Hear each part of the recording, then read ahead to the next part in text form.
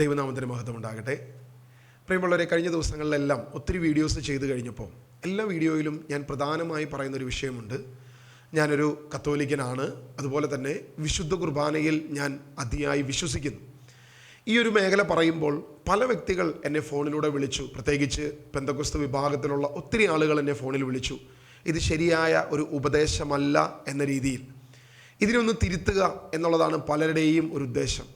Brother ഏകദേശം 90% കാര്യങ്ങൾ ശരിയാണ് പറയുന്നതെങ്കിലും ഈ ഒരു കാര്യത്തിൽ നിങ്ങൾ പൂർണ്ണമായി തെറ്റാണ് പറയുന്നത്, പഠിപ്പിക്കുന്നത് എന്നാണ് പൊതുവെ ഇത്തരക്കാരുടെ ഭാഷ്യം. ഇതിന് മറ്റൊരു തലം കൂടിയുണ്ട്. ചിലരിങ്ങനെയാണ് അതിനെ കളിയാക്കുന്നത്. കത്തോലിക്കർ, യേശുവിൻ്റെ ശരീരത്തെ ഭക്ഷിക്കുന്ന കത്തോലിക്കരായിട്ടുള്ളവർ നരഭോജികളാണ് എന്ന് അവഹേളിക്കുന്നവരുമുണ്ട്. കത്തോലിക്കർ നരഭോജികളാണോ, അതെയോ ഡ്രാക്കുളകളാണോ? അതായത് യേശുവിൻ്റെ രക്തം ഭക്ഷിക്കുന്നു, അപ്പോൾ അവർ വിളിക്കുന്ന പേരാണ് ഡ്രാക്കുള. ഇത് വിശുദ്ധ ബൈബിളിൻ്റെ ഉപദേശമാണോ എന്നുള്ളതിനെക്കുറിച്ച് പരിശോധിക്കുക എന്നുള്ളതാണ് ഇന്നത്തെ ഉദ്ദേശം. എനിക്ക് തോന്നുന്നു ഈ ഒരു വിഷയം സംസാരിക്കാൻ ഏറ്റവും ഉതകുന്ന ദിവസം വിശുദ്ധ വാരത്തിൽ വ്യാഴാഴ്ച ദിവസം, യേശുക്രിസ്തു പുതിയ ഉടമ്പടി സ്ഥാപിച്ച ദിവസം തന്നെ ഈ ഒരു വിഷയത്തെക്കുറിച്ച് സംസാരിക്കാമെന്നാണ് ഞാൻ ആഗ്രഹിക്കുന്നത്. പ്രിയമുള്ളവരെ, യേശു പെസഹ ആചരിച്ച് കർത്താവിൻ്റെ ശിഷ്യന്മാരോടുകൂടെ, നിങ്ങളോടുകൂടെ ഇത് ഞാൻ ആഗ്രഹിക്കുന്നു, ഇത് ഞാൻ ഭക്ഷിക്കാൻ ആഗ്രഹിക്കുന്നു എന്ന് പറഞ്ഞ് കർത്താവ് ഒരു മാളികമുറി ഒരുക്കാൻ പറഞ്ഞ് പുതിയ ഉടമ്പടിയുടെ സ്ഥാപനം നടത്തുന്ന ദിവസമാണ് വ്യാഴാഴ്ച ദിവസം. യേശു പുതിയ ഉടമ്പടി സ്ഥാപിക്കുന്നതിനെ കുറിച്ച് മത്തായി, മർക്കോസ്, ലൂക്കോസ് 3 സുവിശേഷങ്ങളിലും വളരെ വ്യക്തമായിട്ട് ഈ ഒരു കാര്യത്തെക്കുറിച്ച് പ്രതിപാദിച്ചിട്ടുണ്ട്. ഈ ഒരു കാര്യം നമ്മൾ ചിന്തിക്കുമ്പോൾ ഇത് പുതിയ നിയമത്തിൽ നിന്നല്ല നമുക്ക് തുടങ്ങേണ്ടത്, പഴയ നിയമത്തിൽ നിന്ന് വരെ നമുക്ക് തുടങ്ങേണ്ടിയിരിക്കുന്നു. പെസഹ എന്നൊരു വിഷയമാണ് നമ്മൾ ചിന്തിക്കുന്നതെങ്കിൽ അതിനു മുൻപ് ഉൽപ്പത്തി പുസ്തകം മുതൽ നമ്മൾ ചിന്തിക്കുമ്പോൾ, ഉൽപ്പത്തി പുസ്തകം 4-ാം അധ്യായം 4-ാം വാക്യം ആബേലിൻ്റെ കാഴ്ചയെക്കുറിച്ച് പറയുന്നു. കായേനും ആബേലും കാഴ്ചവെച്ചതായിട്ട്, ദൈവസന്നിധിയിൽ കാഴ്ച കൊടുത്തതായിട്ട് നമ്മൾ വചനത്തിൽ കാണുന്നു. എന്നാൽ കായേൻ്റെ കാഴ്ച ദൈവം സ്വീകരിച്ചില്ല, ആബേലിൻ്റെ കാഴ്ച ദൈവം സ്വീകരിച്ചു. ഇവിടെ രണ്ടുപേരുടെയും വ്യത്യസ്തമായ കാഴ്ച വസ്തുക്കളായിരുന്നു. കായേനാകട്ടെ അവൻ പച്ചക്കറികളാണ് സമർപ്പിച്ചത് എന്ന് വചനത്തിൽ പറയുന്നു. ആബേലാകട്ടെ അവൻ്റെ ആട്ടിൻകുട്ടികളിൽ നിന്നും ഒരു ആട്ടിൻകുട്ടിയെയാണ് അവൻ ദൈവത്തിന് സമർപ്പിച്ചത്. അപ്പോൾ ആട്ടിൻകുട്ടിയെ ദൈവം സ്വീകരിച്ചു, എന്നാൽ കായേൻ്റെ ബലി ദൈവം തിരസ്കരിച്ചു എന്നാണ് കാണുന്നത്. പണ്ട് കാറ്റീസം പഠിപ്പിക്കുമ്പോൾ അല്ലെങ്കിൽ പഠിക്കുമ്പോൾ ഞാൻ പഠിച്ചത് ഇങ്ങനെയായിരുന്നു. കായേൻ ബലിയർപ്പിച്ചത് ഒരു ചീഞ്ഞ തക്കാളിയോ ചീഞ്ഞ പച്ചക്കറിയോ ഒക്കെ ആയിരിക്കാം. ആബേലാകട്ടെ ദൈവത്തിന് ശ്രേഷ്ഠമായ ആട്ടിൻകുട്ടിയെ തന്നെ സമർപ്പിച്ചു. ഞാൻ അന്നു മുതൽ ചിന്തിക്കുന്നൊരു വിഷയം ഇതാണ്.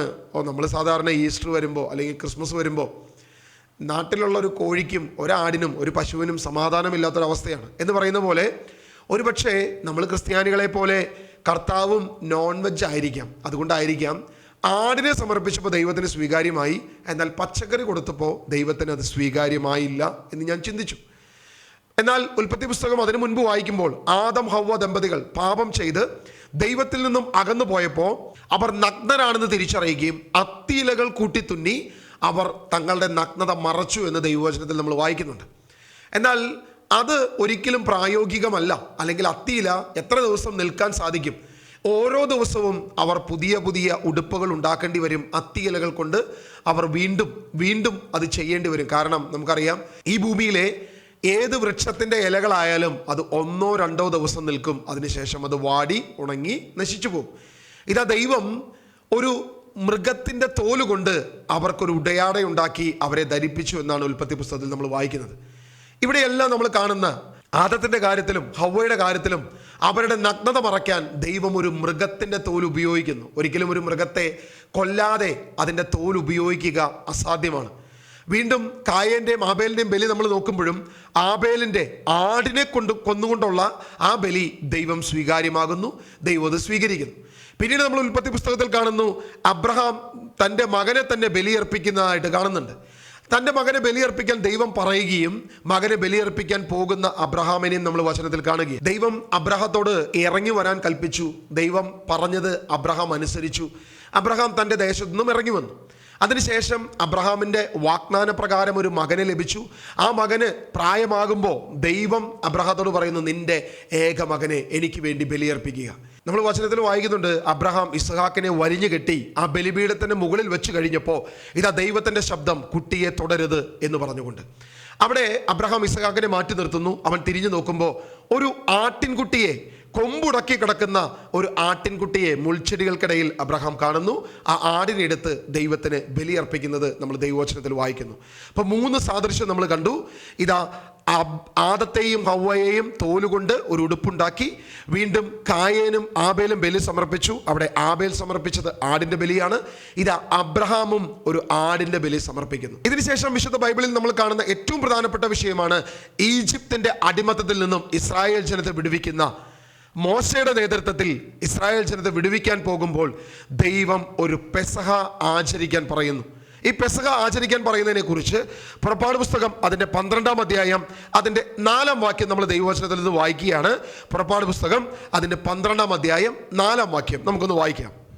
ഏതെങ്കിലും കുടുംബം ഒരു ആട്ടിൻകുട്ടിയെ മുഴുവൻ ഭക്ഷിക്കാൻ മാത്രം വലുതല്ലെങ്കിൽ ആളുകളുടെ എണ്ണം നോക്കി അയൽ കുടുംബത്തെയും പങ്കു ചേർക്കട്ടെ. ഇവിടെ നമ്മൾ ശ്രദ്ധിക്കുക, ഇസ്രായേൽ ജനത്തിനാണ് ഈ കൽപ്പന കൊടുക്കുന്നതെങ്കിലും ഇസ്രായേലിന് മാത്രമല്ല സകല വിജാതീയർക്കും ഇത് ഉണ്ട് എന്ന് സൂചിപ്പിക്കാനായി ഇവിടെ ദൈവവചനം പറയുകയാണ്, ഏതെങ്കിലും ഒരു ഭവനം തനിക്ക് കഴിക്കാൻ പറ്റുന്ന ഒരാടിനെടുത്ത് അതിനെ കൊന്ന് അതിൻ്റെ ഇറച്ചിയെടുത്ത് പെസഹ ആചരിച്ച് അതിൻ്റെ രക്തം കട്ടിലക്കാലിന്മേൽ തളിച്ച് ഈ ഒരു പ്രവൃത്തി ചെയ്യുമ്പോൾ ഒരു ആടിൻ്റെ ശരീരഭാഗങ്ങൾ ബാക്കി വരാൻ പാടില്ല, അത് മുഴുവനായി ഭക്ഷിക്കണം. അപ്പം അതുകൊണ്ട് ആ ആടിനെ കഴിക്കാൻ പാകത്തിനുള്ള ആളുകളെ പുറത്തുനിന്ന് നീ വിളിക്കണം. അത്രയും പേര് ഒരുമിച്ച് നീ കൂടണമെന്ന് ദൈവത്തിന്റെ കൽപ്പന കൊടുക്കുക. വീണ്ടും 12-7 നമ്മൾ വായിക്കുമ്പോൾ, അതിന്റെ രക്തത്തിൽ നിന്ന് കുറച്ചെടുത്ത് ആടിനെ ഭക്ഷിക്കാൻ കൂടിയിരിക്കുന്ന വീടിന്റെ 2 കട്ടിലെ കാലുകളിലും മേൽപ്പടിയിലും പുരട്ടണം. 9 മഹാമാരി ഈജിപ്തിൽ അയച്ചു കൊടുത്തതിന് ശേഷം ഇസ്രായേൽ ജനത്തെ വിടുവിക്കേണ്ടതിന്, കാനാൻ ദേശത്തേക്ക് യാത്രയാക്കേണ്ടതിന് ദൈവം ഒരു സൂചന കൊടുക്കുക. ഇതാ സംഹാരദൂതൻ 10-ാമത്തെ മഹാമാരി വരുന്നതിന് മുൻപ് ദൈവജനം താമസിക്കുന്ന ഭവനത്തിന് അവൻ്റെ കട്ടിലക്കാലിന്മേൽ ഈ ആടിൻ്റെ രക്തം തളിക്കപ്പെടണം. ഈ ആടിൻ്റെ രക്തം കാണുമ്പോൾ ഞാൻ ആ ഭവനത്തിൽ നിന്നും മാറിപ്പോകും. എന്നാൽ ഈജിപ്തിലെ സകല ഭവനങ്ങളിലും സംഹാരദൂതൻ ഇറങ്ങി ആദിജാതനെ കൊന്ന് ദൈവം പ്രതികാരം ചെയ്യും. ദൈവത്തിൻ്റെ പ്രവൃത്തി അവിടെ നടക്കുമെന്ന് ദൈവത്തിൻ്റെ വചനത്തിൽ വായിക്കുക. 12-10 നമ്മൾ വായിക്കുമ്പോൾ നമ്മൾ അവിടെ ഇങ്ങനെയാണ് കാണുന്നത്, പ്രഭാതമാകുമ്പോൾ അതിൽ യാതൊന്നും അവശേഷിക്കരുത്. പിറ്റേ ദിവസത്തേക്ക് ഈ ബലിവസ്തുവിന്റെ യാതൊന്നും അവശേഷിപ്പിക്കാൻ ദൈവം അനുവദിക്കുന്നില്ല. 13-ാം വാക്യം വായിക്കുമ്പോൾ, കട്ടിലയുടെ രക്തം നിങ്ങൾ ആ വീട്ടിൽ താമസിക്കുന്നുവെന്നതിന്റെ അടയാളമായിരിക്കും. അത് കാണുമ്പോൾ ഞാൻ നിങ്ങളെ കടന്നു പോകും. ആ ഭവനത്തിലെ കട്ടിലിന്മേൽ വാതിൽപ്പടിയിന്മേൽ ഈ രക്തം കാണുമ്പോൾ അവിടെ താമസിക്കുന്നത് ഇസ്രായേൽ ജനം, ദൈവത്തിന്റെ ജനത, വാഗ്ദത്ത സന്തതിയാണെന്ന് തിരിച്ചറിയുകയും സംഹാരദൂതൻ അവിടെ നിന്ന് മുന്നോട്ട് പോവുകയും ചെയ്യുമെന്ന് കൃത്യമായി ഒരു വചനം കൊടുത്തിരിക്കുക. നിങ്ങൾ ശ്രദ്ധിച്ചു നോക്കുക, ഒരു പക്ഷേ ആടിനെ കൊന്നു, പെസഹ ആചരിച്ചു, പിറ്റേ ദിവസത്തേക്ക് ഒന്നും ബാക്കി വെച്ചില്ല, എന്നാൽ കട്ടിലക്കാലിന്മേൽ ഈ രക്തം തളിച്ചില്ലായിരുന്നെങ്കിൽ എന്ത് സംഭവിക്കുമായിരുന്നു? വചനം വ്യക്തമായിട്ട് പറയുന്നു, ആ പെസഹ ആചരിച്ചപ്പോൾ അവരുടെ ഭവനത്തിന് പുറത്തുള്ള കട്ടിലക്കാലിന്മേലുള്ള അടയാളമാകുന്ന രക്തമാണ് അവരെ വീണ്ടെടുത്തത്, അവരെ വിശുദ്ധീകരിച്ചത്, സംഹാരദൂതൻ അവരുടെ ഭവനത്തിൽ പ്രവേശിക്കാതിരിക്കാൻ ദൈവം കാരണമാക്കിയത്. ഇതാ പുതിയ നിയമത്തിൽ സ്നാപയോഹന്നാൻ ഇങ്ങനെ വിളിച്ചു പറയുന്നു, ലോകത്തിന്റെ പാപങ്ങൾ നീക്കുന്ന ദൈവത്തിന്റെ കുഞ്ഞാട്. ഉൽപ്പത്തി പുറപ്പാട് പുസ്തകം തന്നെ നമ്മൾ ഈ കുഞ്ഞാടിനെ കണ്ടു, കുഞ്ഞാടിന്റെ ബലിയെ കണ്ടു, പെസഹ ആചരണത്തെ കണ്ടു, രക്തത്താലുള്ള ബലി സമർപ്പണത്തെ കണ്ടു. ഉടമ്പടിയുടെ 1-ാമത്തെ സ്ഥാപനത്തെ നമ്മളിവിടെ കാണുകയാണ്. വീണ്ടും മോശ മലമുകളിലേക്ക് കയറിയപ്പോൾ ദൈവം മോശയ്ക്ക് ഒരു കൽപ്പന കൊടുത്തു. ആ കൽപ്പന ദൈവജനവുമായി നിങ്ങൾ ഒരുമിച്ച് പാലിക്കണമെന്ന് മോശ വിളിച്ചു പറയുകയും, രക്തം കൂടാതെയല്ല ഈ കൽപ്പനകൾ, ഈ ഉടമ്പടികൾ സ്ഥാപിക്കപ്പെട്ടതെന്ന് പുറപ്പാട് പുസ്തകം അതിൻ്റെ 24-ാം അധ്യായം അതിൻ്റെ 6-ാം വാക്യം നമ്മൾ വായിക്കുമ്പോൾ അവിടെ വ്യക്തമായിട്ട് ഈ ഉടമ്പടി എങ്ങനെ സ്ഥാപിച്ചു എന്ന് മോശ ദൈവജനത്തോട് പറയുന്നുണ്ട്. മോശ ബലിയുടെ രക്തത്തിൽ പകുതി പാത്രങ്ങളിലാക്കുകയും പകുതി ബലിപീഠത്തിന്മേൽ തളിക്കുകയും ചെയ്തു. മോശ ചെയ്തൊരു പ്രവൃത്തി, പകുതി ബലിപീഠത്തിന് ചുറ്റും തളിച്ചു, പകുതി ജനത്തിന് മേലും തളിച്ചു എന്നാണ് ദൈവത്തിന്റെ വചനം കാണുന്നത്. നമുക്ക് ആ വാക്യം ഒന്നും കൂടി വായിക്കാം. മോശ ബലിയുടെ രക്തത്തിൽ പകുതി പാത്രങ്ങളിലാക്കുകയും പകുതി ബലിപീഠത്തിന്മേൽ തളിക്കുകയും ചെയ്തു. ഇവിടെ പാത്രത്തിലാക്കി വെച്ചത് എന്ത് ചെയ്തു എന്നുള്ളതിനെ കുറിച്ച് നമ്മൾ തൊട്ട് താഴോട്ട് വായിക്കുന്നുണ്ട്. താഴോട്ടുള്ള വചനം നമ്മളൊന്ന് വായിച്ചു കഴിഞ്ഞാൽ, അനന്തരം ഉടമ്പടി ഗ്രന്ഥമെടുത്ത് ജനങ്ങൾ കേൾക്കെ വായിച്ചു. ഈ ഉടമ്പടി ഗ്രന്ഥത്തിലുള്ളത് 10 കൽപ്പനയാണ്, ദൈവത്തിന്റെ വചനമാണ്. അപ്പൊ ഈ ദൈവത്തിന്റെ വചനം ജനങ്ങൾ കേൾക്കെ മോശ വായിച്ചു. അനന്തരം അപ്പോൾ അവർ പറഞ്ഞു, കർത്താവ് കൽപ്പിച്ചതെല്ലാം ഞങ്ങൾ ചെയ്യും. ദൈവം കൽപ്പിച്ച എല്ലാം ഞങ്ങൾ ചെയ്യും. ഞങ്ങൾ അനുസരണമുള്ളവരായിരിക്കും. ഞങ്ങൾ അനുസരണയോടെ ഇത് ചെയ്തുകൊണ്ടിരിക്കും. അപ്പോൾ മോശ രക്തമെടുത്ത് ജനങ്ങളുടെ മേൽ തളിച്ചുകൊണ്ട് പറഞ്ഞു, ഈ വചനങ്ങളെല്ലാം ആധാരമാക്കി കർത്താവ് നിങ്ങളോട് ചെയ്ത ഉടമ്പടിയുടെ രക്തമാകുന്നു ഇത്. ഉടമ്പടിയുടെ രക്തമാകുന്നു എന്ന് പറഞ്ഞ് ആ ഉടമ്പടി സ്ഥാപിക്കുമ്പോൾ മോശ ചെയ്തൊരു പ്രവൃത്തി നിങ്ങൾ ശ്രദ്ധിച്ചോ? ഇത് ജനങ്ങളുടെ മേൽ തളിച്ചു. ശ്രദ്ധിക്കുക, ദൈവം കൽപ്പന കൊടുക്കുമ്പോൾ ദൈവവും മോശയും മാത്രമേ ഉള്ളൂ. മലമുകളിൽ വെച്ചാണ് ദൈവം കൽപ്പന കൊടുക്കുന്നത്. ഈ കൽപ്പന ഞങ്ങൾ പാലിച്ചു കൊള്ളാമെന്ന് ജനം ഏറ്റുപറയുമ്പോൾ ആ കൽപ്പന ഉടമ്പടി സ്ഥാപിക്കപ്പെടുന്നത് ഈ രക്തമെടുത്ത് ജനങ്ങളുടെ മേൽ കൂടെ തളിച്ചിട്ടാണ്. കാരണം ജനങ്ങളുടെ മേൽ തളിച്ചില്ലെങ്കിൽ ഈ ജനവും ദൈവവുമായി ഒരു ബന്ധം സ്ഥാപിക്കപ്പെടത്തില്ല. ഈ ജനവും ദൈവവുമായിട്ടാണ് ഈ ഉടമ്പടി സ്ഥാപിക്കപ്പെടേണ്ടത്. അതുകൊണ്ടാണ് ദൈവവചനം ഹെബ്രായ ലേഖനം അതിൻ്റെ 9-ാം അധ്യായം 18 മുതൽ വാക്യങ്ങൾ നമ്മൾ വായിക്കുമ്പോൾ അവിടെ കുറച്ചുകൂടി ആഴത്തിൽ പഴയ നിയമത്തിൽ പുറപ്പാട് പുസ്തകത്തിൽ കാണുന്നതിനേക്കാൾ ഒരു അല്പം കൂടി ആഴം നമ്മൾ ഹെബ്രായ ലേഖനത്തിൽ 9-ന്റെ 18 മുതൽ വാക്യങ്ങൾ വായിക്കുമ്പോൾ നമുക്ക് കാണാൻ സാധിക്കും.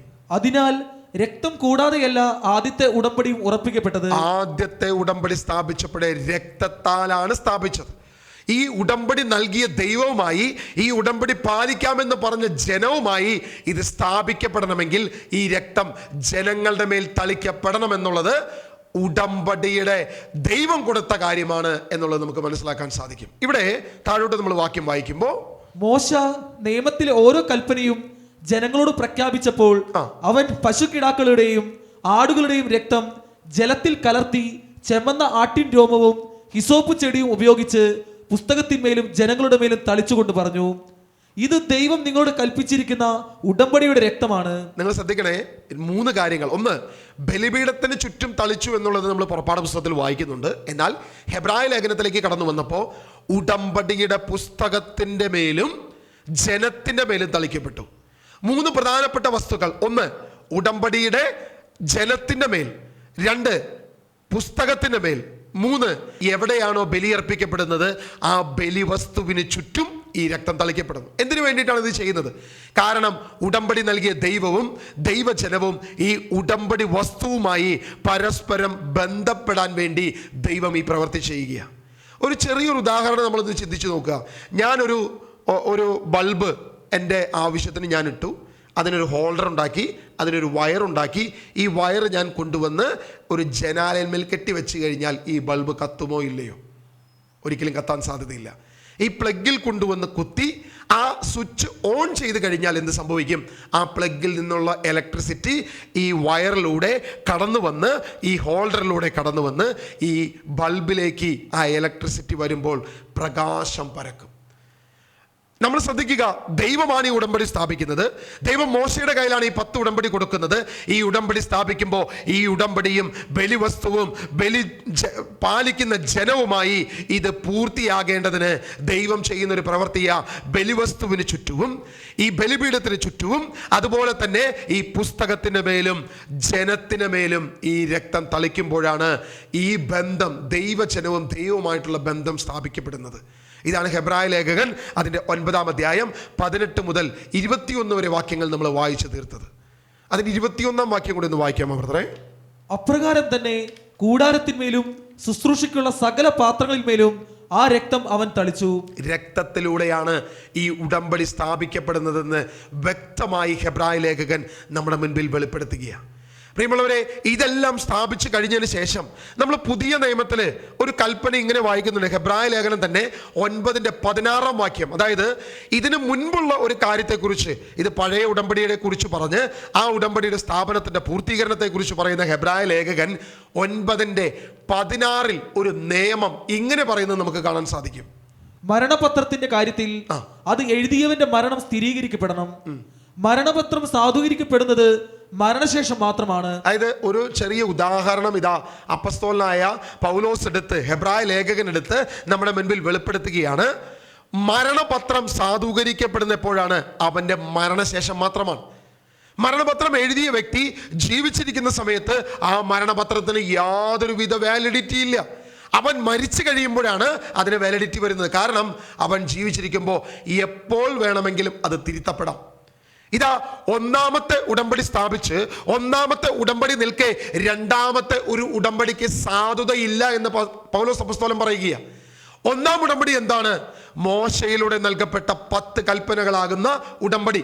ഈ ഉടമ്പടിയുടെ ആ പേടകത്തിൽ എന്താണ് നമ്മൾ കാണുന്നത്? ഈ 10 കൽപ്പന കാണാം, മന്ന കാണാം, അഹറോന്റെ തളിർത്ത വടിയും ഈ ഉടമ്പടി പെട്ടകത്തിൽ കാണാം. നമ്മൾ കത്തോലിക്കര് വായിക്കുന്ന POC ബൈബിളിൽ അതിൻ്റെ 2 മക്കമായർ 2-ാം അധ്യായം 4 മുതൽ വാക്യങ്ങൾ വായിക്കുമ്പോൾ ഈ പുസ്തകം ഡ്യൂട്രോ കാനോനായിട്ട് അല്ലെങ്കിൽ അപ്പോക്രിഫ ബുക്കായിട്ടാണ് അറിയപ്പെടുന്നത്.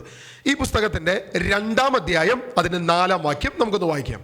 രേഖയിൽ ഇങ്ങനെയും കാണുന്നു, ദൈവത്തിന്റെ അരുളപ്പാടനുസരിച്ച് കൂടാരവും പേടകവും തന്റെ പിന്നാലെ കൊണ്ടുവരുവാൻ പ്രവാചകൻ കൽപ്പിച്ചു. ഇത് നടന്ന ഒരു ചരിത്ര സംഭവമായി രേഖയിൽ കാണുന്ന കാര്യം മക്കമായരുടെ പുസ്തകത്തിൽ എഴുതപ്പെട്ടിരിക്കുകയാണ്. എനിക്ക് തോന്നുന്നു ഒരു പക്ഷേ പെന്തക്കോസ്ത് ആളുകൾ ഈ ഒരു പുസ്തകം അംഗീകരിക്കുന്നില്ല.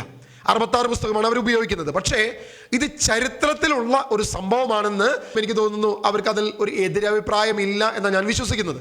2 മക്കമായരിൽ പറയുന്നു രേഖയിൽ ഇങ്ങനെയും കാണുന്നു. നമ്മൾ താഴോട്ട് വായിക്കുമ്പോൾ ദൈവത്തിന്റെ അരുളപ്പാടനുസരിച്ച് കൂടാരവും പേടകവും തന്റെ പിന്നാലെ കൊണ്ടുവരുവാൻ പ്രവാചകൻ കൽപ്പിച്ചു. ദൈവത്തിന്റെ അരുളപ്പാടനുസരിച്ച് ജെറമിയ പ്രവാചകൻ ദൈവം പറഞ്ഞതനുസരിച്ച് കൂടാരവും പെട്ടകവും തന്റെ പിന്നാലെ കൊണ്ടുവരുവാൻ കൽപ്പിച്ചു.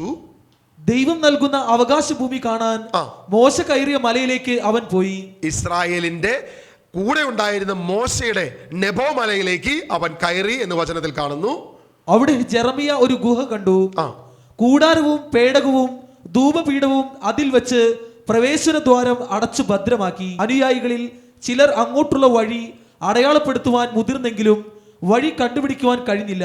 നിങ്ങൾ ശ്രദ്ധിച്ചോ? അതായത് ജെറമിയ പ്രവാചകൻ ചെയ്തൊരു പ്രവൃത്തി ചരിത്രത്തിൽ രേഖപ്പെടുത്തി വെച്ചിരിക്കുകയാണ്. പഴയ നിയമ പെട്ടകം ഇസ്രായേലിന് ഏറ്റവും വിലപിടിപ്പുള്ള, ഏറ്റവും പ്രാധാന്യമുള്ള, അവർ ദൈവത്തെ പോലെ കാണുന്ന അല്ലെങ്കിൽ ദൈവത്തിന്റെ സാന്നിധ്യം ഉണ്ട് എന്ന് വിശ്വസിക്കുന്ന ഈ ഒരു കാര്യം ദൈവത്തിന്റെ അരുളപ്പാടനുസരിച്ച് ഇതാ ജെറമിയ എടുത്തുകൊണ്ടുവന്ന് നെബോ മലയിൽ അല്ലെങ്കിൽ മോശയുടെ മലയിൽ അതിൻ്റെ അകത്ത് ഒരു ഗുഹ കണ്ടു. അതിൽ വെച്ചു, അതിനെ അടച്ചു, അതിൻ്റെ ദ്വാരമടച്ചു, അതിൻ്റെ വാതിലടച്ചു. ശിഷ്യന്മാർ അവിടേക്കുള്ള വഴി ഇനി എന്തെങ്കിലും ഇത് തിരിച്ചെടുക്കാൻ വേണ്ടി ശിഷ്യന്മാർ അതിലേക്കുള്ള വഴി അടയാളപ്പെടുത്താൻ ശ്രമിച്ചു. എന്നാൽ ജെറമിയ അത് തടഞ്ഞു എന്ന വചനത്തിൽ വായിക്കുന്നത്. താഴോട്ടുള്ള വാക്യം കൂടി വായിച്ചാൽ ജെറമിയ ഇതറിഞ്ഞ് ശകാരിച്ചുകൊണ്ട് പറഞ്ഞു, ദൈവം തന്റെ ജനത്തെ വീണ്ടും ഒരുമിച്ച് കൂട്ടുകയും അവരോട് കരുണ കാണിക്കുകയും ചെയ്യുന്നത് വരെ ഈ സ്ഥലം അജ്ഞാതമായിരിക്കും. പുതിയ ഉടമ്പടി സ്ഥാപിക്കുന്നത് വരെ ഇത് അജ്ഞാതമായിരിക്കും. ഇതാരും രേഖപ്പെടുത്താൻ സാധിക്കില്ല, ഇത് വെളിപ്പെടത്തില്ല, ഇത് പുറത്തോട്ട് കാണാൻ പോലും കഴിയത്തില്ല. കാരണം ദൈവം തൻ്റെ ജനത്തെ വീണ്ടെടുക്കുമ്പോൾ വീണ്ടും കൂട്ടുന്നത് വരെ ഇത് ഇങ്ങനെ ഇരിക്കണമെന്ന് ദൈവത്തിൻ്റെ അരുളപ്പാട് ജെറമിയ പ്രവാചകനുണ്ടായി. പ്രിയമുള്ളവരെ, തികച്ചും അപ്രതീക്ഷിതമായി നടന്നൊരു കാര്യമല്ല, ദൈവിക പദ്ധതി പ്രകാരം സംഭവിച്ചു എന്നാണ് നമ്മൾ വായിക്കുമ്പോൾ നമുക്ക് മനസ്സിലാക്കാൻ സാധിക്കുന്നത്. എന്നാൽ ഈ പദ്ധതിയുടെ മറ്റൊരു ആഴം നമ്മൾ തിരിച്ചറിയണമെങ്കിൽ ഇന്നും ഇസ്രായേൽ ഈ ഒരു സ്ഥലത്തിന് വേണ്ടി എവിടെയാണ് ഈ മലയിൽ ഇത് സ്ഥിതി ചെയ്യുന്നത് എന്നറിയാൻ അവർ മാക്സിമം ശ്രമിക്കുന്നു. ഏറ്റവും കൂടുതൽ നിരീക്ഷണങ്ങളും പരീക്ഷണങ്ങളും പരിശോധനകളും നടക്കുന്ന ഒരു പ്രധാനപ്പെട്ട കാര്യമാണ് തങ്ങളുടെ പെട്ടകം ഈ ജെറുസലേമിൽ എവിടെയെങ്കിലും കിട്ടുമോ എന്ന് അന്വേഷിക്കാൻ അവരിലാകുന്ന തരത്തിൽ അവർ ശ്രമിക്കുന്നുണ്ട്. എന്നാൽ ഇന്നും അതിൻ്റെ ഒരു തുമ്പ് പോലും കണ്ടെത്തിയിട്ടില്ല. ഞാൻ എൻ്റെ ഇസ്രായേൽ യാത്രയുടെ സമയത്ത് ഞങ്ങളുടെ കൂടെ ഉണ്ടായിരുന്ന ഗൈഡിനോട് ഞാൻ ചോദിച്ചു, ഞങ്ങൾക്ക് വാഗ്ദാന പേടകം കാണാൻ പറ്റുമോ? ആർക്ക് ഓഫ് കവനന്റ് ഞങ്ങൾക്കൊന്ന് കാണാൻ സാധിക്കുമോ? അദ്ദേഹം ആദ്യത്തെ ദിവസം എന്നോട് പറഞ്ഞു, അതിനെന്താ, നമ്മൾ അവിടെയും പോകുന്നുണ്ട്, നമ്മളത് കാണും എന്ന് പറഞ്ഞു. ഫസ്റ്റ് ദിവസം ഈ ഗൈഡ് വിചാരിച്ചു ഞാൻ ഒരു സാധാരണ കത്തോലിക്കനെ പോലെ ബൈബിൾ വായിക്കാത്ത, ഇതിനെക്കുറിച്ച് യാതൊരു ഐഡിയയും ഇല്ലാത്ത ഒരു സാധാ മനുഷ്യനാണെന്ന് അദ്ദേഹം തെറ്റിദ്ധരിച്ചു. അതുകൊണ്ട് തന്നെ പുള്ളി എനിക്കൊരു മോഹന വാഗ്ദാനം നൽകി, അതിനെന്താ, നമുക്കത് കാണാം.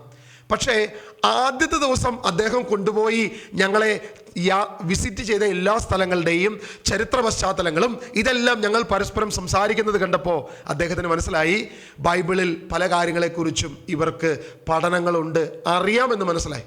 അതുകൊണ്ട് രണ്ടാമത്തെ ദിവസം ഞാൻ ചോദിച്ചു, ഇന്നാണോ നമ്മൾ ആർക്ക് ഓഫ് കവനന്റ് കാണാൻ പോകുന്നത്?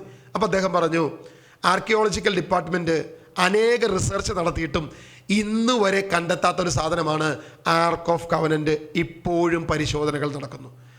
ദൈവമാണത് മറച്ചു വെച്ചതെങ്കിൽ ഇനി അത് മനുഷ്യന് അസാധ്യമാണ് അത് കണ്ടെത്തുക. ദൈവം കാണിച്ചു തന്നാൽ മാത്രമേ ഇത് കാണത്തുള്ളൂ. കാരണം ഇതാ ഹെബ്രായ ലേഖകൻ പറയുന്നു, പഴയ ഉടമ്പടി നിലനിൽക്കെ പുതിയ ഒന്നിന് സാധുതയില്ല. അതുകൊണ്ട് പഴയത് നീക്കം ചെയ്തു, പുതിയത് സ്ഥാപിക്കപ്പെട്ടു കഴിഞ്ഞു. എന്താണ് ആ പുതിയ ഉടമ്പടി?